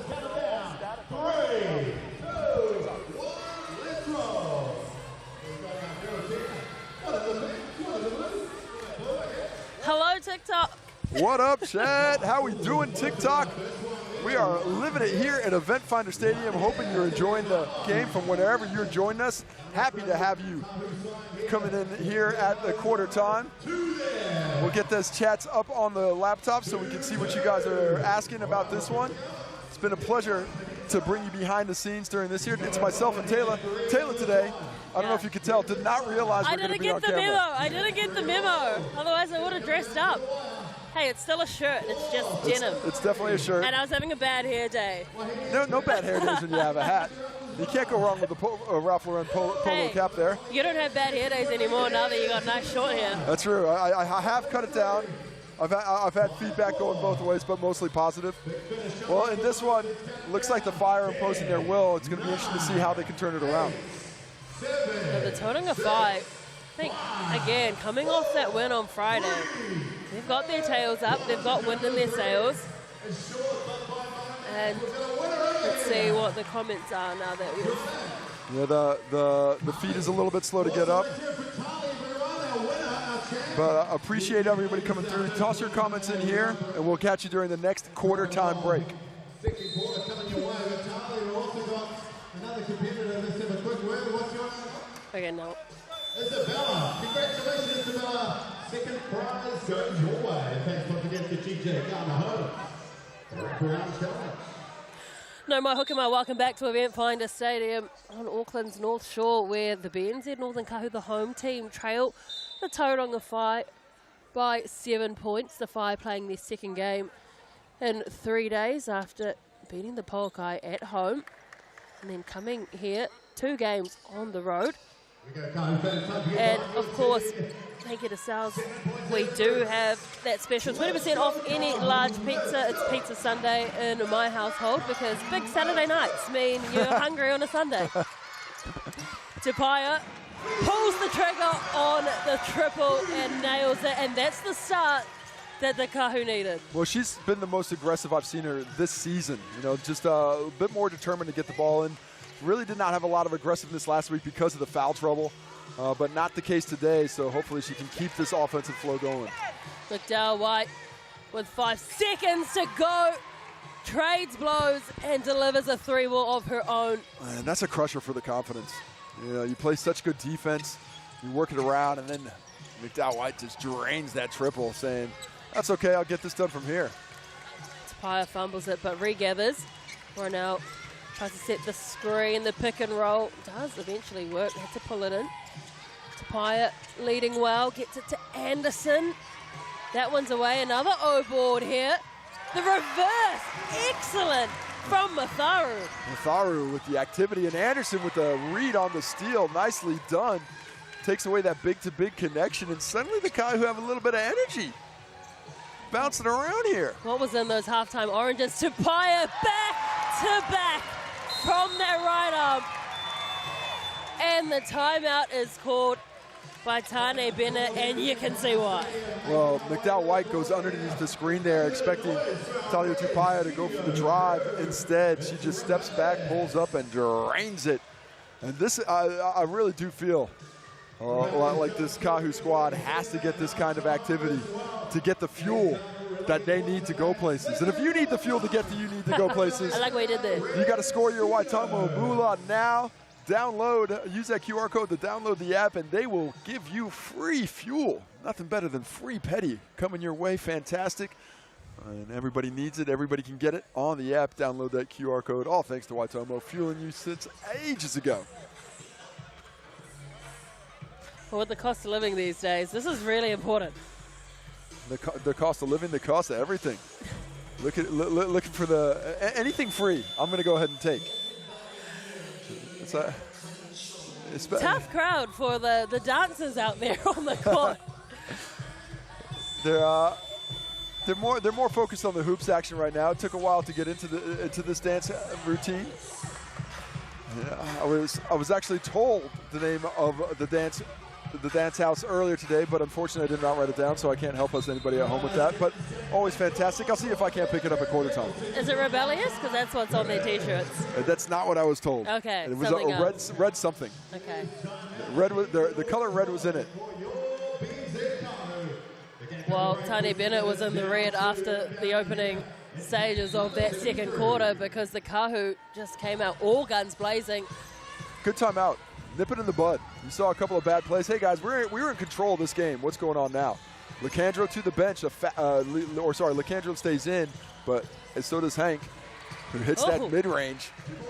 That's unfair. You're going to hit the jumper on me, too? Hank, that's the word. She's got range. Matharu gets it to Anderson, who's had good impact coming off the bench. Tauihi pops it to Mansfield. Quick ball movement to Anderson. It's come off a fight. Yeah, but that's going to be a legal box out on Lacandro, I believe. Somebody down there. It was either Lacandro, possibly Shearer behind. But I think it was Lacandro, and she checks out of the ball game. I like the process for the Kāhu this week. The efficiency hasn't been there, but they've really been conscientious of moving that ball through hands, getting that ball from side to side, and just a lot more activity than we saw in previous weeks. Tauihi got cross-court vision. Mansfield lets it fly. Oh, everyone misses the ball, but Shearer tidies, picks up the crumbs. Oh, it's whacked away by Anderson. Hustle. Look at that work rate. Look at that effort. Leaving it all on the court. Jumping out there to get involved. I wouldn't mind seeing a little bit more pressure up the floor. So successful the last time. That's what you get from your players who, you know, play a lot of minutes in the Rapid League, don't get too much on the Tauihi court, and surprisingly she comes off. Well, giving Jasmine Roberts another go here. Cowling to McDowell White. Hank loses the handles, Gotta be careful, regathers. doesn't want to get that foul, and she doesn't. She's just so tough. Again, she gets her second Stop it. Second board, count that one. Feasting on the glass. I care nothing for your little fouls. I'm going to kick it and get the and one. Roberts doing the best she can underneath, but she's given up a lot of length. Hannah Hank getting it done. Haley Reinell, excellent defense, working hard, really making things difficult down, but then it was Roberts on that last one. Unfortunately gets pinged with the foul, and Hank with the opportunity to finish this three-point play. Does exactly that. Up to 10 points now to go along with 2 rebounds. Averages 22 points per game, 8.5 rebounds as well. I feel like she's going to be above both those today. I do believe that too. She's come out absolutely fiery. Cowling and Tauihi just getting into it. that getting into it is 3 seasons deep. Yeah, yeah. Those two have definitely seen a lot of each other. Michaela Cowling, a fantastic foil for the offensive skills of Talia Tauihi. You know, she's got definitely enough strength to stay in front, has the quickness and the length as well. Yeah. And she's a dog defensively. She was the 2023 Defensive Player of the Year. Again, Matharu. As you said, she's so quick and nimble, and that's fancy. Like a hot knife through butter there. That's fancy. She's looking a bit more aggressive for her own offense today, and I like it. Got a Sawmet. Almost loses that one and drag that back foot. Cowling. Hank, well, just had too much on that pass.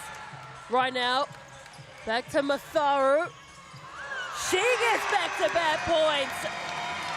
Alia Matharu bringing some energy, 5 straight points. Now she's got 7. She's got 3 rebounds as well. And the energy bringing the Kāhu back to within touch distance. Well, you can hear that the crowd's lifted, but also you can see the energy is lifted for the Kāhu. Schneider lets one fire from beyond the arc, and she gets the ball back through Hank. Probably just one dribble too many there by Snyder. I think she had that little push shot. She thought it went off the foot of somebody else as we take another look at the Matharu triple that hit every bit of the iron before dropping. Mansfield with all her experience in this Kāhu team.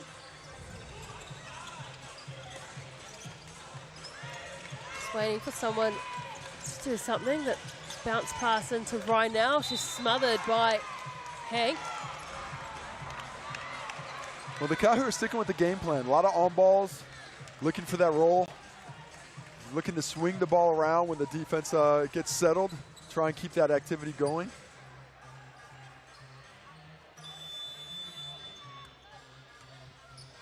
Working their way back in this one slowly.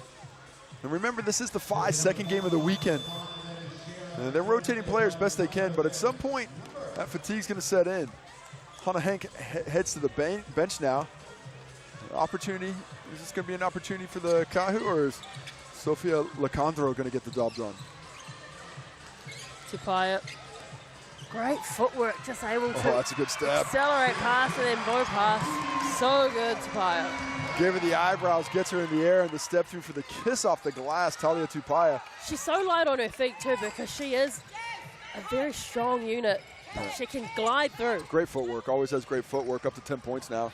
Shearer onto the court again and onto the score sheet with a triple of her own. Just needs a little bit more of the ball in hand. She is a talent. The ball has not found her a ton today, but starting to with a bit more regularity. Right now, not finding her target too, but Sherry, you're so right. 1,688 points in her collegiate career. McDowell White. Well, it's raining threes now for the Five. Jess McDowell White has her eye in. 11 points in double figures now for the Star PG. Mansfield. Back-to-back triples, has the Five back in control after the Kāhu tied things up. Could sense a bit of frustration from Mansfield there when she brought the ball down court, just telling her team to get free, trying to look for something. Roberts almost lost that one. Oh, lovely step around McDowell White, but again, just the execution is not there for the Kāhu. Nice run by Mansfield. Great defense, doesn't give up on the play, and then gets herself in position to get that steal. Rynell's got the post position. Teammates can't get her the ball, though. Got to get an entry there. Snyder gets one back after she gave away that turnover to Mansfield and makes up for it, makes amends. Well, the work was done. Rynell had the lob position. There's no defense there. Just throw it over the top, and now the Fly get another steal. No one coming forward, and that's what Mansfield was angry about previously. Oh, and they missed that one. Snyder. Just too big. Just too big. Yeah. Lacandro finishes it. Hey, I'll tell you what. After they would take another look at the triple, but the Five Kāhu on the floor are going to get an earful from Coach Cameron right now, because there is 3 players sitting down here on offense waiting for the ball to come up, and 3 defenders on 1 player. And when you leave your teammate out to dry like that, that is something that is going to come your way when you get back to the bench. And fair enough too. You know, if you're tired, go ahead and raise that hand up, get a sub. But if you're out there, let's start working. 10-point lead now for the Tauranga Five. It was 28-28. That is a 10-0 run. Just goes to show how quickly these teams can score, though. I mean, the momentum just ebbs and flows throughout this game. At the moment, it went back to the Fires. We see our VIPs enjoying their Sal's pizza. Yeah, a game of runs. How about this? A 6-point run for the Kāhu to tie things back up. Felt like they had done the work. But that's the thing about going down. It takes so much more energy to get back into a game than it does to stay on top. You know, you use all that energy. Okay, take a breath. Well, guess what? Here come the Five. 10 straight coming the other way. I love that everyone's getting in on the pizza, even the toddlers. Pizza's got all the nutritious food groups in there somewhere. Oh. That's a good way for me to hide the veggies for my son, actually. It's just hide them under all the cheese. He doesn't know. Smart. The other, you can just toss a bolognese, just blend them up in there. They have even less idea. What do you think Jody Cameron's biggest ask was of the BNZ Kāhu team? Well, effort. Where's the effort? Why aren't we coming back down the court here? We did all that work to get back in the game, and we thought the job's done. Job's not done. You have to play at that level for the full 40. Couldn't. Look at the Five getting these passing lanes, just forcing this offense way out beyond 3. Shearer picks up the foul there. It's going to be the 4th foul on the Five here in the quarter. We're just 1 away from the bonus. 2nd foul on Shearer. Well, we know that that's what the Five do so well. They keep their opposition's scoring percentage quite low in the field because their defense just smothers them. As Roberts comes in on that arced run, Shearer comes up with the rebound, and away they go. Oh, Roberts got a hand to that one. The pass wasn't really on. Kick called, foot first before she got the ball. Roberts looking to influence this game in some way, some form. She hasn't hit a shot from the field. A couple of rebounds, a couple of assists. And as a restricted player, as an import, you start to feel that pressure. You just want to, make yourself felt a little bit more. I think that's something we actually don't talk about enough is the pressure that is on the imports coming in and knowing And these teams are relying on you. Cowling to share. Oh, she plucked that one out of the sky. That was real nice. Beautiful find by Cowling, and just the way Shearer catches it, but on balance and rhythm for that left-handed layup finish. Tauihi about to accelerate at the last minute and break away from her defender. The no-look dive. Oh my gosh, that was beautiful from the Kāhu. More of this, please. Got to move without the basketball. That's where the actions happen for the Kāhu. Michaela Cowling can't find the distance from deep again. Oh, the no-looker from Tauihi and then the finish from Mansfield was spectacular. Oh, the work rate by the Phi. Out of position is Abby Curtin, or because Abby Curtin's down low, but just get a hand to it and force the turnover. Going back the other way again. Hank back on for the fight. 12 points so far for Hank. If I'm Holly right now, it's like, now you bring in Hank? We got to deal with this again? And right to her in the post. Nice design, great offense. Oh, Tauihi did well there. It's all a bit scrappy, but tidying up. Stop it. Stop it. Even has authority off the glass. Just the way she threw that in and threw it against the backboard, knew it was going in. Great footwork. That's hours and hours in the gym. That's just a Mikan drill come to life in game form. We'll drag that foot, got away with it. She comes away with the steal too. Oh, and now the fast break from Michaela Cowling. Cowling registering some points. The Kāhu, her first points of the game. Yeah, she's taking a step back offensively these last two seasons. Obviously a championship season a year ago. She was late to the party because of some injuries as we take a look at the fantastic defense up front by Kirsome. But, she's still, she hasn't found that high level offensively that she had her first season. But her defense, the way she sets things up, still really influences things. And at some point, the offense is going to come back. Curtin. Denied. Just McDowell White doing everything. The PG out there swatting it out of Big's hands, draining triples. But that's what we're talking about. It's the effort that this Phi team have, like on both sides of the ball, offense and defense. Everyone is delivering. Roberts. That's a tough shot. She needed that. She forced that one a bit, but sometimes you have to force one in to see it go through the net. Oh, look at the find by McDowell White. To Hank, wow. And Hank running the lane. I mean, she is just putting in some effort to get herself open. She reminds me a lot of Desai Alec in the way he would just boost down court. Bouncy. Like it doesn't even affect him. Curtin steps back beyond the arc to try and get the three ball. Cowling almost has it disrupted by Roberts, and you hate giving away those fouls. When the shot goes up and there's no bodies inside the key for the Kāhu. You just got no rebounding position, and Roberts goes to fight for it late. Got a flop warning somewhere on the Phi in there, and a timeout to the Phi as well. They want to discuss things for this last minute 12. I'm just trying to figure out who the flop warning. Didn't see it. Yeah. That's okay. It wasn't on me. We can keep flopping. Interesting. Why do you think Tanya Bennett called the timeout here? Well, I think you're up 14. There's a minute left. It's time to put the boot down. Hey, look at this. We're up 14. And this next minute, can we get 3 buckets and 2 stops? Because then we're going to be up 20 and we put this game to bed. And that's a good time. You can't take him to the second half, right? And he enjoys the way his team's playing, but it's a real opportunity to just reiterate, this is what we're going to get done right now.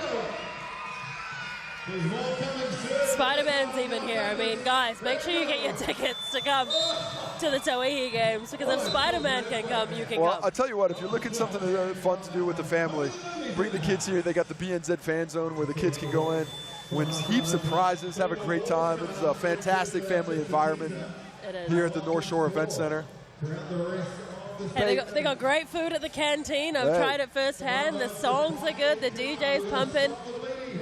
It's not often you're in favor of the vegetables that come out of the food at a sporting event, but you were today. My bento bowl was excellent. I know. Me eating salad. Stop. What's going on? Oh, nice little close the gate play there.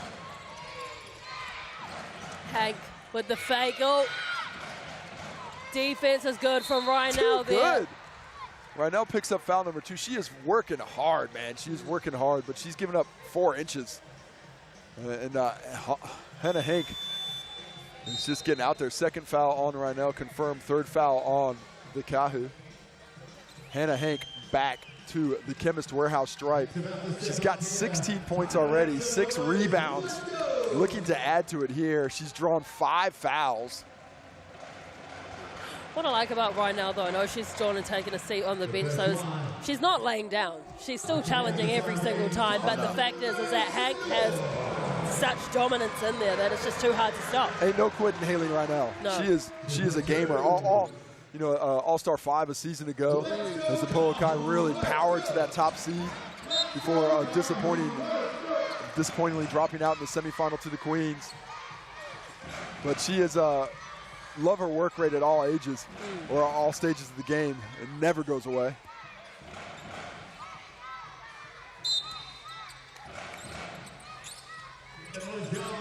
They need a score next here. The Kāhu currently only 30% from the field. The efficiency isn't great. Almost at halftime here. 35 seconds left to play. It's all a bit disjointed on offense. Jasmine Roberts gets fouled on that one, and I think pretty fortunate because she had the one pass away. She had Asia Anderson wide open, no defenders around. Instead, she goes to the dribble and takes a tough contested look with 31 seconds left in the quarter, but gets fouled on it. So any shot that gets you to the Chemist Warehouse stripe, that's a good one. The Whai have currently outscored the Kāhu 28-19 in the second quarter. Nails that one. 28-19. I mean, good offensive quarter for the Kāhu. You know, you'd be happy if you're them that we're up there in the 20-point range, get things going. But defensively, just really no answers on the glass. You know, the Kāhu, they've actually done a decent job on the offensive glass themselves. They've got 9 offensive rebounds. We get the BNZ player timeout here with 31 seconds left. But the Whai, up to 10 offensive rebounds already. And they're converting on them at a higher rate. 9 second chance points for them, just to 6 on a similar number of rebounds for the Kāhu. Make sure you do try and get your tickets to the big game through the BNZ player timeout. We just mentioned before, the atmosphere is always excellent in all of these games, so register your teams and get the opportunity. I mean, there's a drum band up there, drum line? Drum line. Drum band. Drum band. That's what the kids are calling it. I think Hannah Hank got fouled underneath by Curtin. Yeah, you could see her lose her footing there. Now, that's the 4th personal foul. That ball was in bounds. In the last 2 minutes of the game, you're not allowed to foul like that, but they'll let you do it here. Lacandro to Kirisume. Oh, Hank is up underneath. Nobody saw her. Yeah, and here goes Cowling again, and that is a nice feed. Oh, but she just couldn't finish. Do they want to call the timeout? Oh, I think they should now. Oh, maybe not now. They got numbers. What are they going to decide to do with it? I think they're going to let it fly. 10 seconds left. There's a little bit of indecision, but Mansfield decides, let's keep playing. Oh, Tapaya. No whistle on her if she hits the deck. And again, the accuracy and efficiency isn't there for the Northern Kāhu. And it's a big lead now for the Tauranga Whai. After the first quarter score was only 20 points to 13, they've now blown it out to 48 points to 34. Let's now go to Casey Frank, who's getting all the reaction. Aaliyah, here in that first half, the Kāhu really did a good job to get into the game, but a little run there by the Whai late. How can you slow down that scoring opposition?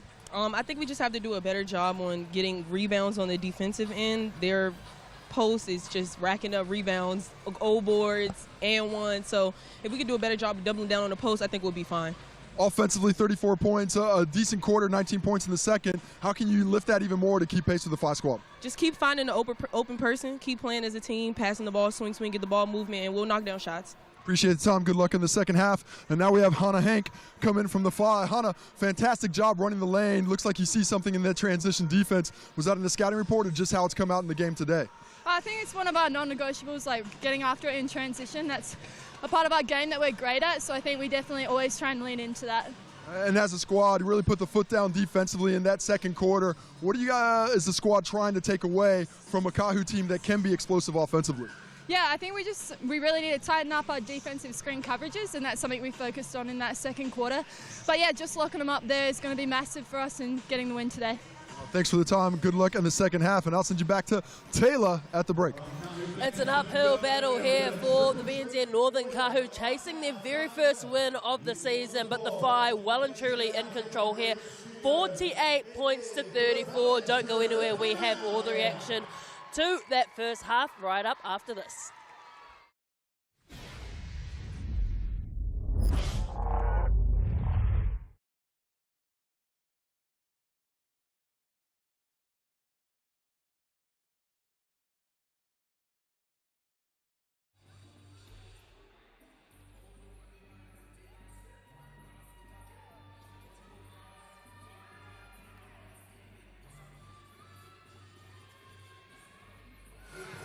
What up, chat? How are we living? Hey TikTok, what does everyone think of this game? I mean, the Whai looking pretty good. What is Whai? Someone asked, what is Whai? Whai is a stingray. It is a stingray. And Maori. In Te Reo Māori? Not a lot of Te Reo for our American fans out there. Around the world watching on TikTok today, you got any questions, let us know. When we see a few, what's the English word for Whai? Yeah, it is stingray. So we got that one to you, Roadrunner. We'll help you out with that one. Give you tickets to the World Cup. Can't help you out. CCTRDG. I don't know how to pronounce that one, but are there any overseas players? Yes, heaps of them. We welcome them here in Aotearoa, New Zealand. We celebrate them because they bring, I guess, the standard up another level. Yeah, you get up to 5 imports in this competition, but if you have more than 3, 2 of them have to be from FIBA Asia. So both teams in this competition have FIBA Asia imports, which includes Australia. So unsurprisingly, a lot of Australians play in this competition. Yeah. So if you got any other questions, are there any other WNBA players? We've got a few players with some WNBA experience that have played it at different times. We just had one that dropped in for the Poakai, whose name escapes me because I haven't called their game yet, but she's just jumped in. We've got a couple of being drafted, right? Michaela Cowling has had a little bit of WNBA experience. She's playing in this game, so certainly have had some come and go throughout the league. Last year we had an active WNBA player, but no active WNBA players this season. Also, how good's Asia? How good's Asia in the WNBA? Oh, so good. It's going quite well. So if you got any other questions about this one, we'll try to get to as many as possible. We're going up in the chat a little bit further. Oh, I saw Zaya Smiler. What up, Zay? I see you going down there. Somebody watching from the Navajo Nation in New Mexico. How good. Nice to hear you, Tiffany. I used to go up into the Four Corners, spend a little bit of time in the Navajo Nation on the Arizona side. I actually met Kareem Abdul-Jabbar up there. So, yeah, it's a small world. Who is Hollywood playing for? Who is Hollywood? I don't know who Hollywood is. All right, we'll catch you on the next time. The Kāhu, I believe, are playing this Friday. Again, against the Whai. It's or a this rematch. Thursday. It's a rematch on Thursday. And we'll be back then. Catch you in a couple of minutes, chat.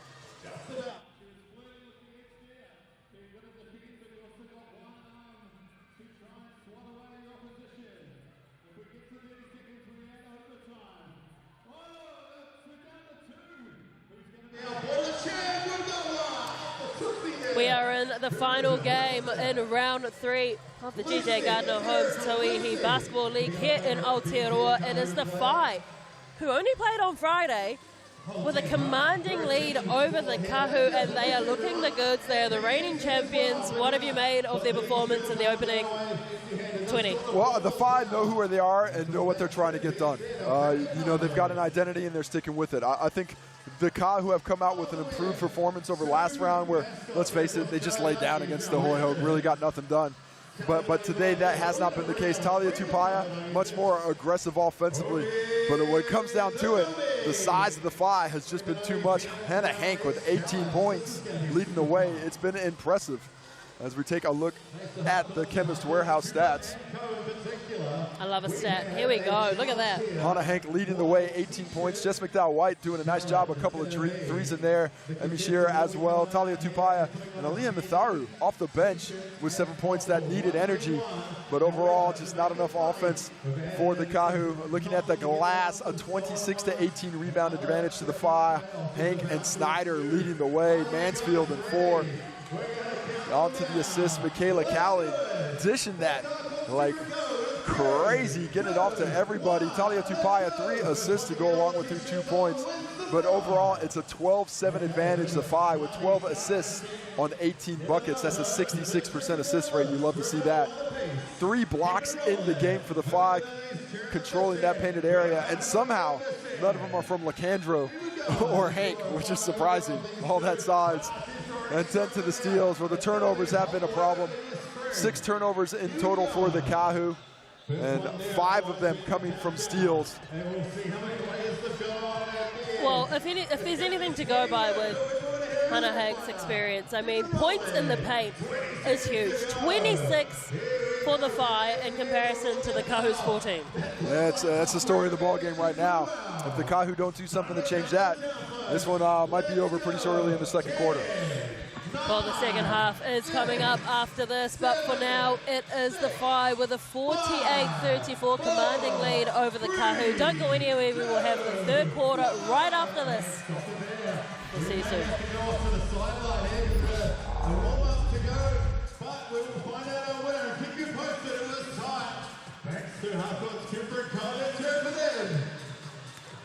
What up, Chet? We're back.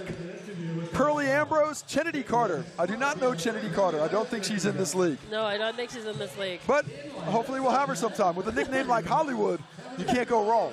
True on that one. Appreciate the excusing. Who will win? Well, who will win this game?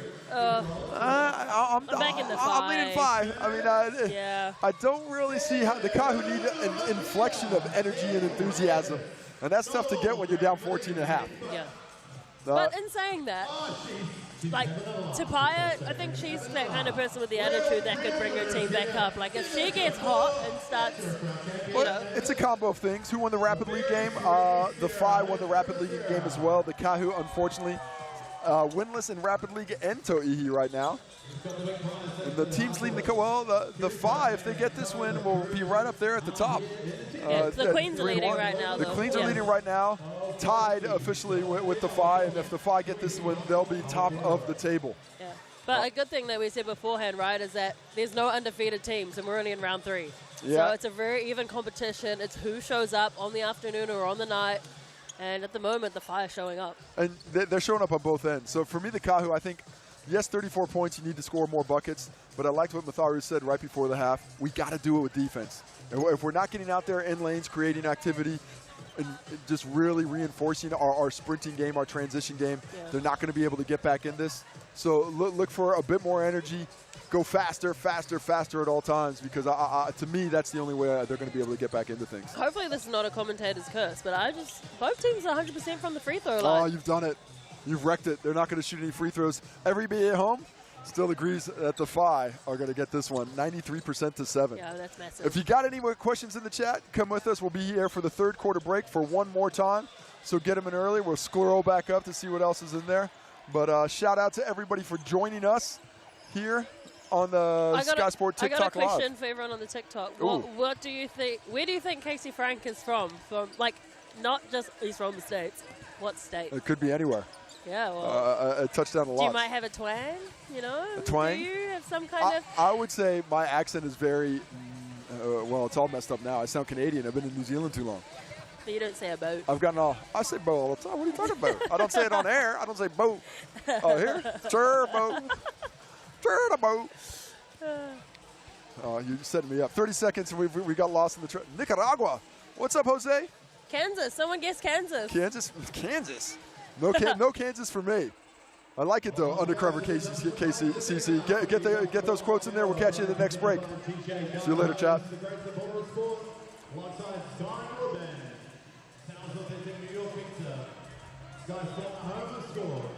Welcome back to Eventfinda Stadium in Auckland's North Shore for the final game of round 3. In the GJ Gardner Homes Tauihi Basketball League Aotearoa, I'm Taylor Johnson. Joining me is Casey Frank, basketball legend here in New Zealand and internationally, as we've just seen on TikTok. Casey, look, this is a real uphill battle for the Kāhu. They started off looking pretty good in the first quarter, and then it just slid away. What do you put it down to? I just think they don't know who they are, where they're supposed to get things from just yet. They've got multiple players, I think, that need the ball in their hands to be really effective. You know, Mansfield averaging 10 assists a game coming in, hasn't really had the ball in her hands at all. It can't really facilitate. I love that Talia Tupai has been a bit more aggressive, but for her 10 points and 3 assists, that's been good to see. But I think it's a team that right now doesn't have great balance. You know, you don't have a lot of size. It's Rynell and Curtin are your biggest players, and they're giving up a lot of size up front. So how do you make up for it? Energy, effort, and hopefully starting to shoot the ball at a higher rate. You know, it's a long road. The journey of 1,000 miles begins with that first step. So it's all about this first step. Let's start here, possession by possession. Get a stop, get a bucket. And if you continue that, string those together as many times as possible, you never know where you're going to end up. Maybe you can turn this thing around in a short amount of time. You know, look, we're very early into the season. We can't forget that. But you can't let all these losses start to compound. So the BNZ Northern Kāhu, they need to start getting into the winner's circle and early, because points and wins are so important in this league in the short season that we have. How's a rapid ball movement from the fire to open the corner. Shearer, Deadeye from the right corner. Quick release, man. Does not need much time. I mean, she doesn't have the ball in hand at all in the first half. Had scored 5 quick points and then backs it up there with a triple. Now she's up to 10 here in the ball game. Mansfield has McDowell White there. Curtin. Well, she got a taste of the triple in the first quarter. I thought that might have been a foul on Rynell. That would have been difficult. It could have been her thirds, but instead, the position stays. Looked like it went off Hannah Hank there. It certainly went off Hank, but instead of blowing the whistle, calling the foul on Rynell, I think they just gave possession to the Phi. Good trade. McDowell White. Again, just too easy, getting down court and back-to-back from the right corner from Shearer. Just a miscommunication defensively. You got Mansfield trailing that on ball and no help from Rynell. She's staying attached, so that forced the help to come from the corner. And there you go, another triple, 13 points for Shearer, lighting it up. Curtin was wide open and she misses the bunny underneath. You need to finish those ones in a game this tight. Yeah, it's unfortunate. Do all the work, don't get it done. Better work off the on-ball that time. Shearer's got the feeling, though. She wants to put it up again. Well, she is feeling hot. Roberts did enough to disrupt there, but it is going to be an inbound for the fight. Well, in that first half, you could really tell the difference between the half-court offense for the Kāhu and the Phi. The Phi forcing the Kāhu 4, 5, 6 feet off the three-point line, whereas the Kāhu, it's just easier to get the ball around. That sign from Roberts there, better in the passing lanes. Need to do a bit more of that. Oh, Hank lost her footing, so Rynell had a clear drive to the basket, and that's the quick fast break opportunities that they need. As much as I've been gushing over the way Hannah Hank runs the lanes, nobody does it better than Haley Rynell, and she's rewarded for it that time. Deep three from Snyder, like a sniper, straight in. Easy basketball, little big-to-big fade, and Curtin stays a few feet off. Snyder says, you stay back, I'm going to drop this triple. Mansfield gets Beautiful it to dime. Rynell, absolutely. But again, it's just they're not finishing. We saw that in the Sky Broadband Rapid League game. We're seeing it again here. Hank does well to tidy, goes around. Just didn't put enough on that shot. Roberts goes by McDowell White. Rynell steps to the right. Great help. I mean, the Phi, every possession, even that last possession where we saw the help come over from Snyder, there's always someone one rotation away. They are tied on a string, and that string is taut at all times. Well, we knew that their defense was excellent coming into this, and so just don't think the Kāhu have manipulated them well enough to disrupt their defensive systems. To really manipulate a defense like this, you got to get some triples to drop, and they're just 23% at 4 for 17 right now. The defense doesn't have to respect the long ball right now, except for Talia Tupai. And Abby Curtin a bit as well. Curtin, again, didn't give herself much time to set, just let it fly. just not. They just really aren't making the defense bend. Mansfield gets a cheap one there, just getting in the way.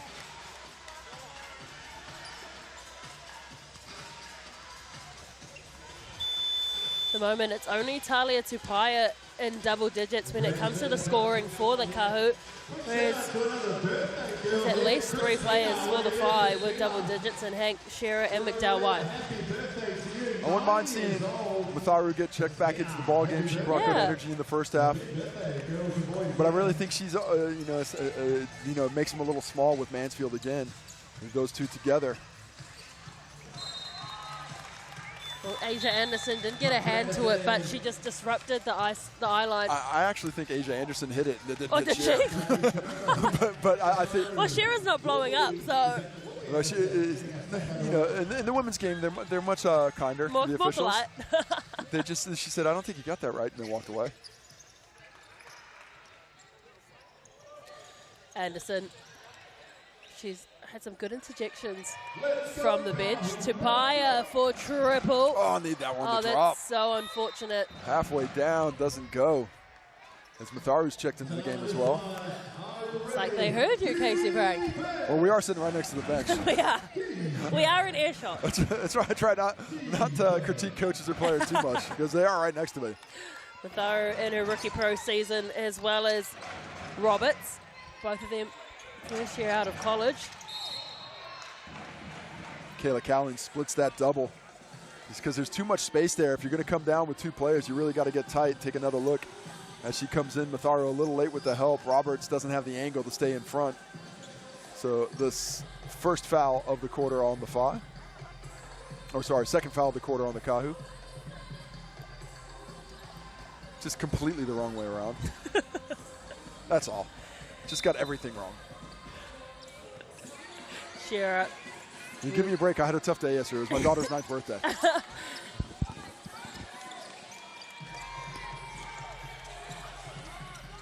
Kendra says, I can let that one go in the short shot clock, and Matharu here pushing the pace. Yeah, well, got to attack her there. Too quick. Pushes off her, and that's why you need Matharu on court. That's tough, man. The height disadvantage. Almost got the steal as well, and the help from Snyder came over. Didn't matter. Tough shot by Matharu. Need a little bit more of that to the 5. Yeah, White tries to challenge Matharu, gets through. Silky smooth coming in from McDowell White. Roberts stopped just short by Cowling. Cowling had a nice long reach over that shot. Here goes Cowling too now. Drops beautiful. Stop it. Oh my goodness. The Michaela Cowling with that dime, looking at all the defenders off Lacandro, gets it in the breadbasket and gets the finish. That's going on the assist of the week. Yeah. You cut those highlights, don't you? You get a pick. Yeah, I do now. Yeah. Don't let him behind the curtain. I got a lot of jobs here at the league.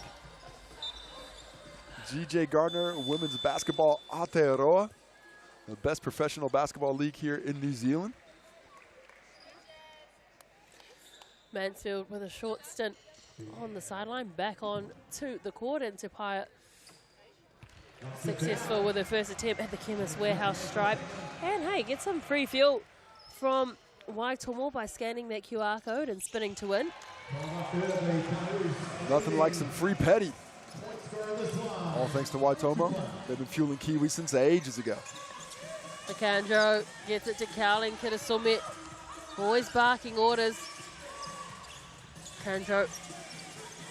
Shearer, who's had a lot of success beyond the perimeter, feeds it to Cowling. Steps back for the triple. It looks good, but just bounced off the back of the rim.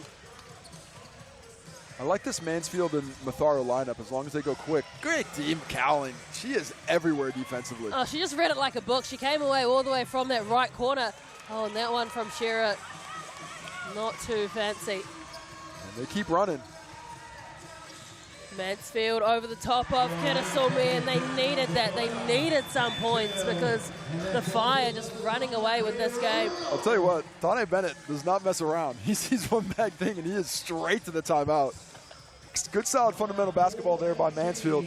Little shot, a little drab step baseline, gets to the middle, gets to her spot, hits the 8-footer there. But need a lot more of that. And transition. They've been struggling against this half-court defense of the Phi. Need to find a way to get more active in those lanes. It starts with a stop. And that just hasn't been the case for most of the day, as the Five shot 45% from the field, 38% from deep. And your commentator's curse at halftime didn't work. Still no misses from the Chemist House strike. Wow, that's good. Very good. That's good. But what is a discrepancy statistically is the rebounds. Yeah. 34-24 right now, 10 rebound advantage for the visitors. For the Kāhu, 15 of those defensive, 9 offensive. The Phi, 11 offensive rebounds. And Hannah Hanks enjoyed a prolonged stint on the sideline too. You know, we haven't really seen her the past few minutes either. Just letting the team do their thing. And we saw what happened last time she had a little bit of a rest and came back in. She dominated for like a minute 30 stretch there. So it's always good when you can rotate your players away, around a bit. LaCandro, a younger player, and certainly finding the level of physicality in this league. She's got that great length, but what a bonus to have 2 players of that height that you can call on when needed. And that's good coaching from Tani Bennett, because he's instilling that confidence into LaCandro. Shera pulls up, doesn't get the kiss on the glass that she wanted. Curtin. Great board. Yeah. In traffic, might have had somebody grab her arm as well. Didn't matter. Totally got a grab there. Oh, they got Cowling on Matharu now. That's going to be a tough matchup for Matharu. Matharu, though, is up to the task. And it's a long developing play. Still haven't gotten the paint. Oh, beautiful vision from Mansfield to Anderson. I like the patience, but I would like to see them just press on the accelerator a bit more, get into the paint before 7 seconds left. A beautiful dime. Cowling there again on the rotation. I don't mind that foul. It is her 3rd personal, but the 2nd of the quarter. So Cowling is going to stay in the ball game. And she's the type of player that can play on that razor's edge with a little bit of foul trouble. And there's the first missed free throw of the ball game. AJ Anderson, my commentator's curse, got it done. I'll take credit for it. This stadium gets quiet. So quiet for a free throw. I mean, hey, how respectful are the crowds here in New Zealand? But for the home shot, I'll tell you what, I never liked it when I was a shooter, shooting to a crowd that quiet. I need a little bit of a rustle. Yeah. Because now you know all eyes are on you. That's the pressure. Well, it's more just like there's never a gym in your life that's that silent, no, right? And then suddenly it's like, whoa. But the really fun ones are the ones that you can hear the odd comment from the opposing fans. Yeah. And when it's really silent, just that one can dice right through you. Can only imagine the sledges you would have received. Snyder. Mostly in good fun. Mostly. Snyder tries to get around Curtin. Oh, Hank can't grab that one. Jumped a little early. Transition opportunity, but look at the transition D of the 5. 4 players back already, and now all 5. It's that effort that we keep talking about. Mansfield, that is a good shot, and they need it. And they probably needed to start putting up some shots because everyone else is kind of away on their targets. She's got that midi like water. It is flowing. Oh, got the outlet up top, but Snyder on the ball takes away that ability for Roberts to run. Curtin's doing some good work on the boards too for this Kāhu team. Matharu! Well, the point guards, the quicker, smaller players find a bit of space in the mid-range. First was Mansfield for back-to-back, and now Matharu comes off. She's not the tallest player on the court, Matharu, but she really can feel her presence. That's good D as well from Roberts. Just did enough to be a body in front of Hank. Yeah, that's physically well done. Curtin's got deep position. What can she do with it? Snyder almost snapped it away. Oh, that's tough. Very tough. Mansfield, 6 of the last 8. And that one with the left with a kiss. Hank comes back, though. And chop that lead back down to 10 points now. Jeez, no foul there. Hank just going through the defense. Kirasome overcooked that one, but hey. How about this? The Kāhu. How about this? Coming back. Cut it to 10. And there's nothing like cutting a big lead that you were down by, when you're down by bunches of points, there's nothing like bringing it all the way back to 10 points, and you can get into that area. They've been down as much as 21 today. And so this is an 11-0 run by the Kāhu. Yeah, they were down, 12-0 run actually. So a 12-0 run by the Kāhu has them right back here. Can they keep it going? Rynell checks back in. Oh, get it to Mansfield. She's open. Let it fly. Mansfield, her radar was on. Well, it was a good play. Good action, the up screen into the down screen. Got the look they wanted. McDowell White pulls up for her own triple. And that one goes to Rynell. And so what can they do in transition? Matharu steps back. Ooh. That's off just McDowell White. Yeah, they'll get the ball back to inbound the Kāhu. It's just little moments for this Kāhu team. If they can start getting those 50-50 balls and shots to go down, right back in. Oh, Curtin underneath, didn't see it. Look at Michaela Cowling. And that is why she was the Defensive Player of the Year a couple seasons ago. Oh, that's beautiful basketball. Just unselfish, through hands, everybody giving it up for a better look. All tipped off by the McCallan steal. And you mentioned it, Cowling was injured for most of last season, so it's good to see her get back, getting some decent minutes. Oh, high-low. Just the way she pushed off and held her up there. When you get positioned like that, and you love to see bigs with that kind of telepathy to one another. And it started once again, Cowley making the pass that leads to the pass, the hockey assist. Tapia, that's a seed of a pass right there. She anticipated her running onto it. Frozen rope goes by two heads of 5 defenders. They can't get to it. McDowell, why? I mean, how quick was that? Just the trade blows immediately. She's been good taking another look at that pass from Tupaya right through. Cannon of an arm. McDowell White has been solid. 13 points for her now, 4 assists, a couple of rebounds. And just a timeliness with the buckets. Nowhere to go with that. Snyder just snapped it out. Oh, and that's it in the third quarter. 65 points to 51. The Phi still have a commanding lead, but we have seen what the Kāhu can do when they come back, when they're being efficient, but it is the Phi still with the lead. 1 quarter to go. Can the Kāhu get their first dub of the season, or will the Phi go back-to-back? Find out after this. Now, each of the girls are going to go for 1 and 2. Shooting here, we've got a 5 supporter and a Kāhu Phi.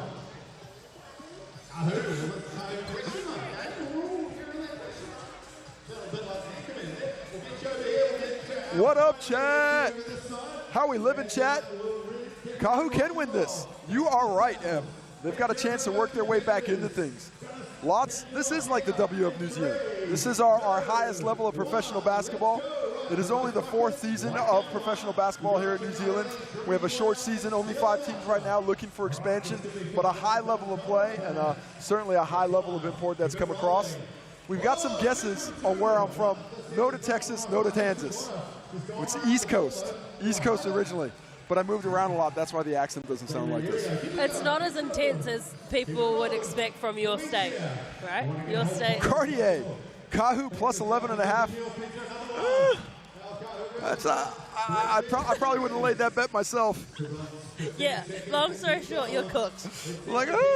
But they can get back into it. A couple of Talia Tupaya triples. Overall, we appreciate you, cooked my boy. Reno, you're correct. Yes, Reno Styler, you are correct.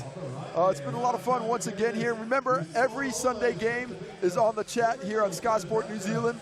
We're live on ESPN3 in the United States as well, FIBA YouTube worldwide, but you can catch these games on Sundays.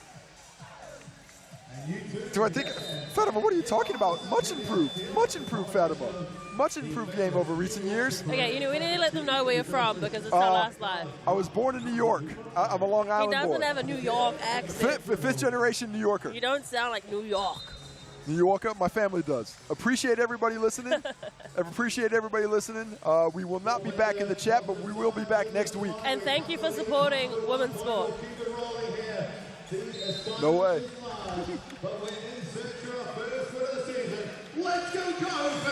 Welcome back to the final quarter of Lena this Snyder. game. Snyder almost with another sniper. Right Now now, leads that. here we go. Is this the comeback from the BNZ Kāhu that we were expecting? I never think she's going to miss that mid-range on the baseline. She's always in the gym 2 hours before the game working on just that shot. Cowling pulls up. Oh, that's a beautiful shot from Cowling. Actually, Michaela Cowling finding that she hasn't been super aggressive offensively. That's just her second make of the day, 2 for 7 now. She's got Snyder in the lane again. Oh. We just saw that. Need a pass fake. Shearer gets the rain. Oh, that was a foul there. It doesn't get called. Yeah, getting away with one there was the Kāhu. Thought it was Seagolden. I can't get anything out of it. Asia Anderson gets it to Tauihi, but the defense has been strong by the fight. Snyder with the defensive board. McDowell White. Well, Where do the Five want to go for buckets? They got Hank, they got Shearer, they got Cowling. look at that battle down there. Down low, they are going at it. Can't leave Shearer alone like that, though. They got lucky. Well, great offense. How about Rynell? The effort she's putting in against Hannah Hank. You're giving up 3 inches there, 2-3 inches easy. They're getting some good arm battles going on there. It's always scrappy down on the block. Love to see it. We love to see these kind of athletic people in our league. Well-rounded players. Tauihi and Cowling go at it. Tauihi not happy they shouldn't get a whistle, but hey, that was fine. But you mentioned that rivalry has been brewing for years. Roberts doesn't finish it. Decent look. But can't get it to drop.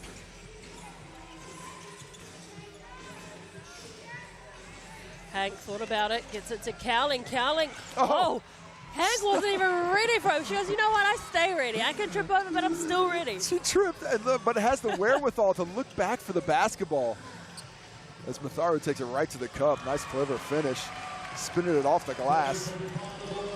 Matharu's had limited minutes in this game, but she's been very impactful. Impactful. That's exactly the word for her. I'd like to see more impact from her on defense. I think she could be a bulldog out there that way as Snyder with the footwork and the bucket. Just doing what they need to do to keep the Kāhu at arm's distance. 16 points, the difference right now.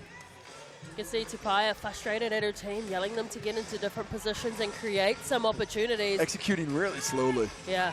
8 seconds left on the clock to get one rotation. And Matharu, back to back, she flexes and she deserves to. a couple times I talk about process. The process there was poor, but the result's good, so you'll take it. Snyder herself has really come into it in this quarter.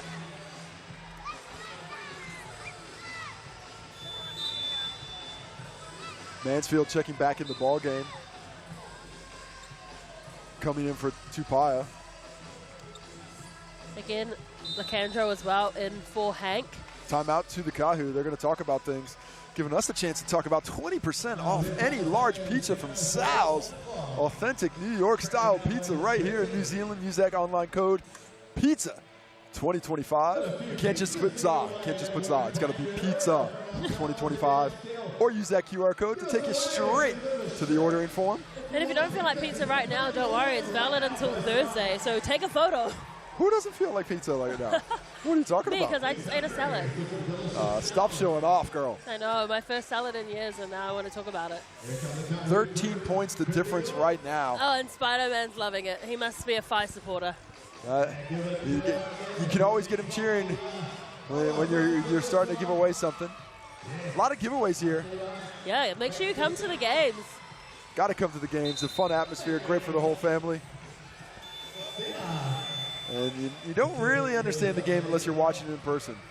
You cannot contemplate the size of the athletes, the speed of the athletes until you see them in person. It is impressive. Like, we're seeing Hank for the first time in person, and she is athletic. She's a beast, man. Yeah. So, she is. She's a handful down low. I kind of got scared when I saw her first. You don't want to see her on the pitch? No. You don't want to be running around? No. I mean, if she played rugby, wow, I reckon. Alona Mahu, I reckon it would be. She's basically in the best way. She's definitely got the ability to move a rock. Yeah. Snyder as well. She's also a very athletic build. Nina Snyder is a mainstay of the competition now. Yeah. 3rd year as the import. Was like 20-plus points, 10-plus rebounds that first year for the Hoiho.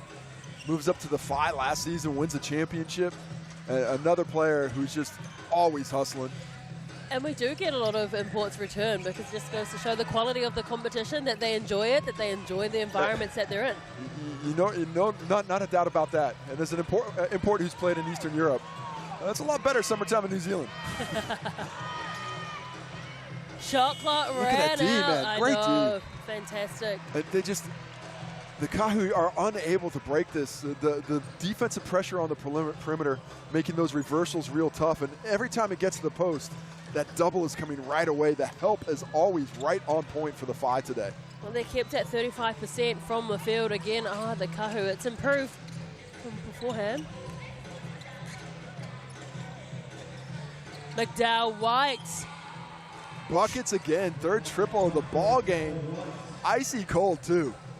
She's just like, hey, you want to give me this one? All right, I'll take it. She is now up to 16. Impressive family, the McDowell Whites, that's for sure. Not bad. Roberts wants to challenge the defense of McDowell White and does well. Big finish for her. Nice aggressive line to the cup and able to get the kiss off the glass. 16 points the difference. Kirasome. Look at Snyder chase that down. Outworks everybody. Lacandro, the extra pass, probably didn't need it. Yeah. Just shoot that one up right off the glass. Hannah Hank going to check back in the ball game, as is Michaela Cowling. They're going to leave Lacandro out there still, and I like this because we're very early in the season, and having that height advantage is so crucial because you can teach skill, but you can't teach height. And look, there's definitely a couple of teams with Twin Towers out there in the league this season. You know, they got the Tokomanoa Queens with Lou Brown and Panina Davidson. You've got the Hoiho. They go Jesse Edwards and Beck Pizzi, Zoe Richards. I mean, there's a lot of size. Of course, the Poakai, Charlotte Whitaker, Abigail Fogg, and Ezra McGoldrick. You need to have 2 bigs be able to play. Kirasome to Hank, quick turnaround, and Cowling jumped too early. Didn't get the timing right. I think she wanted the lob. Looking for a little alley-oop action. Kirasome gets a hand to it. High arcing shot, but way off. Just to really rush that. Especially when her feet got reset because the ball was tipped. Cowling played quite the maestro role in offense as Kirasome gets it back and gets tied up with that. Great D. Well, that's what 11 seasons in the WNBL gets you. Gets it to right now. She wanted that rock. Yeah. You couldn't get that turnaround. McAndrew given the space, but has the length to still disrupt it. Shara's been impressive today, too. Again, right now, disrupting. Better defense, one-on-one. Oh, no. Pushed it too much.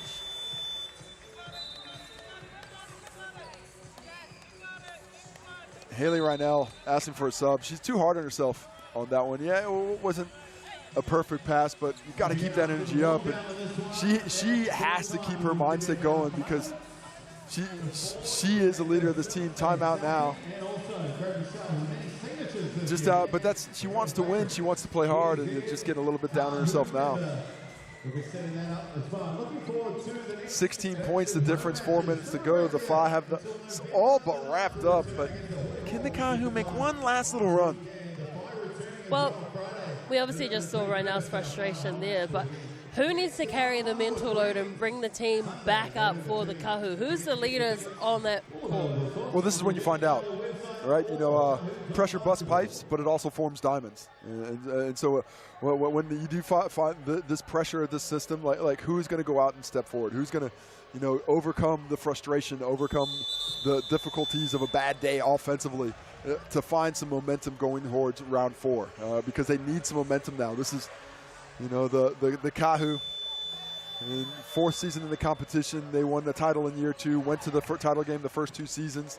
In the semifinals last year, first year they didn't make a title, and they thought they reloaded. You know, the new foundational pieces, players that have meant so much to this team for so long, not a part of the program this year for different reasons, playing in different leagues, playing for different teams, not playing this season. But as much as you look backwards to see what we could do, you have to look forwards and see what can get done. So who's it going to be? You're here. You're back here with the starting lineup right now, with Matharu in there in the place of Roberts. What can they do in these next 4 minutes? Lacandro. Run. Need to run. Every time they don't run, I think, you know, it just lets this half-court defense of the 5 set. And time's not on their side right now. They really need to start putting in that effort. Mansfield. Yeah. She's worked tirelessly. Execution just not seamless. Not as seamless as it certainly needs to be. All that, this is the shot you get with 1 second left. Oh, man. It's a big collision of bodies. There's 4 of them on the ground. Cowling has the ball. Back up on their feet now. Look at that ball movement. Cowling wide open 3, just no one contesting. Eventually, they do get the board there, but that's what I'm talking about on offense here for the Kāhu. They're soaking up the full shot clock and not coming up with probably the greatest look. Yeah, it's just a bit slow, a bit methodical for this stage in the game. Mansfield again, can't get that one, but there is a whistle. Yeah, Kirisome fouls Curtin from behind, pushes her in the back. Nice job by Abby Curtin to get herself down there on the low block and chase after that one. Second personal foul for Kirisome. Well, we've been talking about the Kāhu and kind of where they're falling short, but the Whai, what's their secret sauce? What do you think is working for them? Because that we can't underestimate that big win on Friday. Well, I do think everybody understands their role. You know, everybody understands exactly what they're doing, what they're trying to get done. I think these pieces probably fit a little bit better than what we're seeing from the Kāhu. Great energy, great run there. And they understand their identity. You know, for the Kāhu, right now, to me, from the outside, looks like they've got a lot of duplicative pieces. And they need something that just fits a little bit better in this jigsaw puzzle. As Shearer goes down, yeah, she's grabs her knee. Yeah, I don't think she collected anyone either. Looks like an ankle, not a knee. So an ankle, certainly not as concerned about that. But oh, is that a calf? Did she? Oh, just hoping that's not an Achilles. The way she's grabbing it. She was able to walk off, so hopefully it's not too bad. Yeah, maybe tweak something, hopefully just a tweak there. I mean, better to be cautious and pull her off now. She's done her job. She's played excellent this afternoon. Whenever you see a player grab back at the leg like that, I instantly think Achilles. Yeah, especially because she tripped out of nowhere.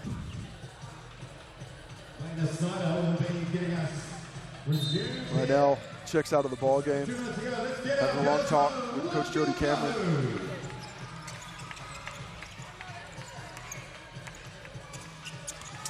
Cowling and McDowell White with some interplay. Oh, again, the way they just thread the basket through to each other, and Kirisome did so well to hold that first and then go up, wait for the jump. They're manipulating the defense, then attacking. They get that double team high. Now they've got advantage. Snyder attacks and sets up the easy finish for Kirisome. And I think their pass selection, too, has been very good. They know when to bounce, when to loop it over, when to fire in a tough one.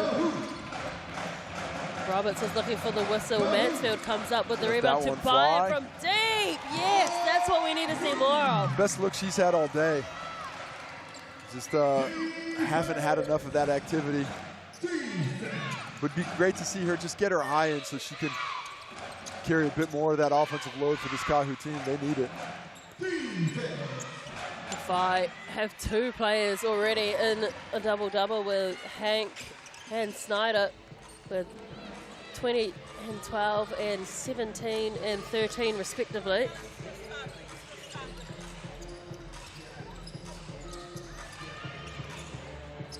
Tupaya. Well, Curtin just getting mixed up there. They're just playing with a lot more confidence too, this Whai team, and it's been from the very first tip-off. And getting stronger game to game. I mean, a lot of contact down low, goes nowhere. Eventually block called, I believe on Abby Curtin. Take another look at the Tupaya deep ball. But, you know, this is a team that got pretty towed up in game 1 against the Queens. But bounced back, big win. Or I guess game 1 was against the Hoi Ho. Game 2 against the Queens, got towed up. Then went down to see the Poakai and took care of business. You know, so I think a team that's getting stronger. Tane Bennett as his first gig as a head coach. Timeout called. Cowling and Tupaya had plenty to say to each other as they were both walking to the respective timeouts and both doing the whole I'm not breaking my eye contact first. And I love to see it. Give me more. Hey, if it's worth playing, it's worth winning. If it's worth winning, it's worth fighting for. So nothing wrong with that. Oh, I love it. And, you know, there's the other part, you know, those are players that have seen each other for the last 3 years. Familiarity can breed a little bit of contempt at times. You get too much of it in there. Oh, it does look like the Kāhu are not going to be able to pull away with this one. A big win for the Whai. Taking a look at the ladder. 2 big road wins at that too. They're going to move top of the ladder with a 3-1 record. And it's 2 wins for everybody else in the competition except for the Kāhu. Sitting on the donut, not nice.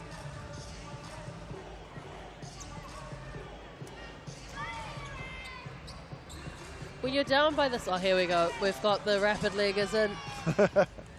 I was just going to say to you, Casey, well, when you've only got a minute left to play and you're down by this much, what's your next step? And, well, she's done it. She's put everyone in. Your next step is prayer.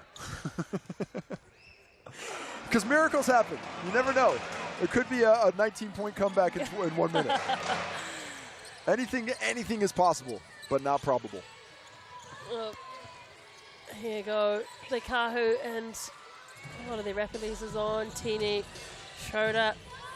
This time it's Anderson trying to thread that through to Curtin and block from Lacandro. They are giving it everything right until the end. The Whai well and truly won this game, but she's still giving it her all. Sophia Lacandro, just excellent timing when she's blocking shots. Really extends well on that one. A little bit out of position on that catch. Curtin blows well, but look at that. That's to the left as well. Doesn't have to stretch across her body. That's why she gets it. Snyder, well, she faked the pass to Rogers and he said, no, I'm going to go myself. Look at Lena Snyder, thirsty. She's trying to get some buckets at the end of the game. Lone starter left, go up to 19 now, 14 rebounds. Put it in, I mean, we thought it was going to be Hannah Hank early. She does have 20 and 12, but 19, 14, and 5 assists for both the bigs. The front court carrying the load. 4 out of 5 starters in double figures for the Whai tonight. Yeah, and that's been the case, is that it's just been a well-rounded performance, and both on defense and offense, everyone is offering something. A decent input off the bench as well for the Kāhu. Leading scorer is Aaliyah Matharu. As that one finishes it up. And that's it. Here at Eventfinda Stadium, and it is an emphatic win by the Whai, 85 points to 63, commanding for them. But guess what? We get to run it back next week because they will be replaying this, but we'll be in Tauranga. Yeah, let's keep an eye on this handshake line and see what happens. Great performance by the Whai. Yeah. Let me go out there and try and talk to Lena Snyder.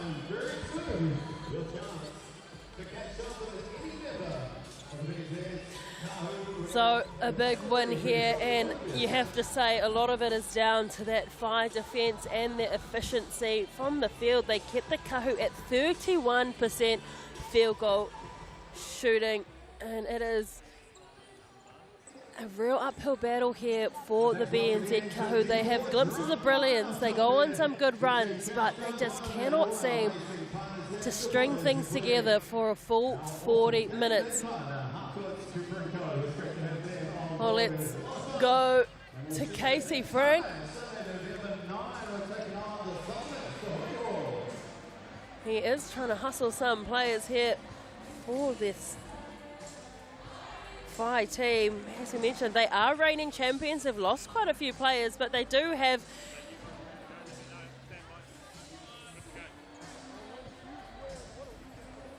like you're really coming together as a squad. What was the key to this offensive explosion this weekend? Yeah, I think our defense always is going to lead to our offense, and I think we really locked down and focused on the scout, and just the tenacity that we play with our defense always translates. Loving the partnership between you and Hank on the interior. Great passing, great energy, great defensively as well. What do you like about it from the inside? She's a beast. She's just, you can't stop her. And so we want to feed her as much as we can. So when I get the ball in a good position to get her the ball, that's our best offense. Well, she's pretty beastly, but not too bad yourself today. 19 points, 14 rebounds, 5 assists, great stat line, and playing with a lot of energy. You know, last year you had more of a backup role. You were adding to the collective, more of a focus on you contributing this year. How's that change come about, and how are you how's it appealing to you? Yeah, I mean, Tauihi puts a lot of confidence in me, and I knew that my role was going to change coming in this year with the lineup that we had, and just stepping up to whatever the team needs, and that's what I like to do. So whatever the team needs, that's what I'll be. And just finally, the rare back-to-back, you're going to see the Kāhu again next week. What do you expect the next time around, and what do the Whai need to do to get that win next time you hit the court? Yeah, that's a fun thing about this league, is that you're always going to have to turn around and play a team right around again. We got the Whai again as well, so just being ready, and I know that they won't back down, and that's what's fun. Appreciate it, Tom. Good luck going forward. Thank you. Lana Snyder has given so much to this league. We love seeing her come back year on year. She's averaging 14 points per game and 9 rebounds. Well, she smashed the rebounding percentages. Got 14 today, and then picked 14 rebounds, should I say, and 19 points. And Hank as well with 20 points and 12 rebounds. Really efficient work from the bigs, as Casey Frank said. Here are the Chemist Warehouse stats at the end of the game. Steals quite a bit there for the Whai.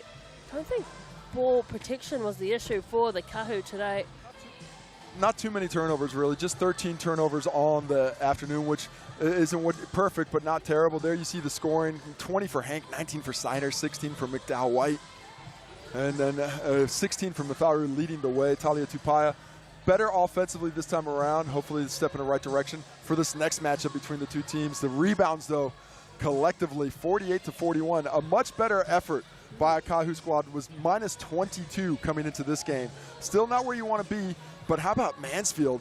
10 rebounds for the PG, getting it done there, leading the league in assists. Now she's putting her hands up for rebounds, but Snyder and Hank doing the damage there. Speaking about assists, Michaela Cowan was dropping dimes, 9 assists, 24 assists on 33 buckets for the Whai today. Just the 14 assists for the Whai, led by Tupaya and Mansfield.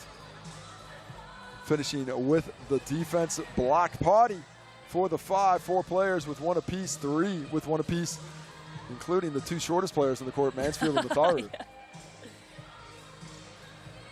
And those are the Chemist Warehouse stats. And thanks to Chemist Warehouse for their support of the G.J. Gardner Homes Tauihi and bringing all the stats to you as soon as we can get them. Well, that is it on round 3. Coming up in round 4, the Queens will host the Kāhu on Friday. And then the Pauakai will host the Whai on Saturday, Sunday. It is the Hoiho and the Kāhu. So the Kāhu now have 2 games in 1 weekend. They're the last team to have the double. And then the round after that, it is the Whai and the Kāhu. Well, that's it here from Eventfinda Stadium on Auckland's North Shore. The BNZ Kāhu still chasing that elusive win, not to be this afternoon, but the Whai, they are riding high on some great wins back-to-back in their double away wins at that as well. On behalf of Casey Frank, myself, and the Sky Sport crew, we thank you for joining us and supporting Tauihi Basketball, and we will see you back here on Friday for more action. Mā te wā.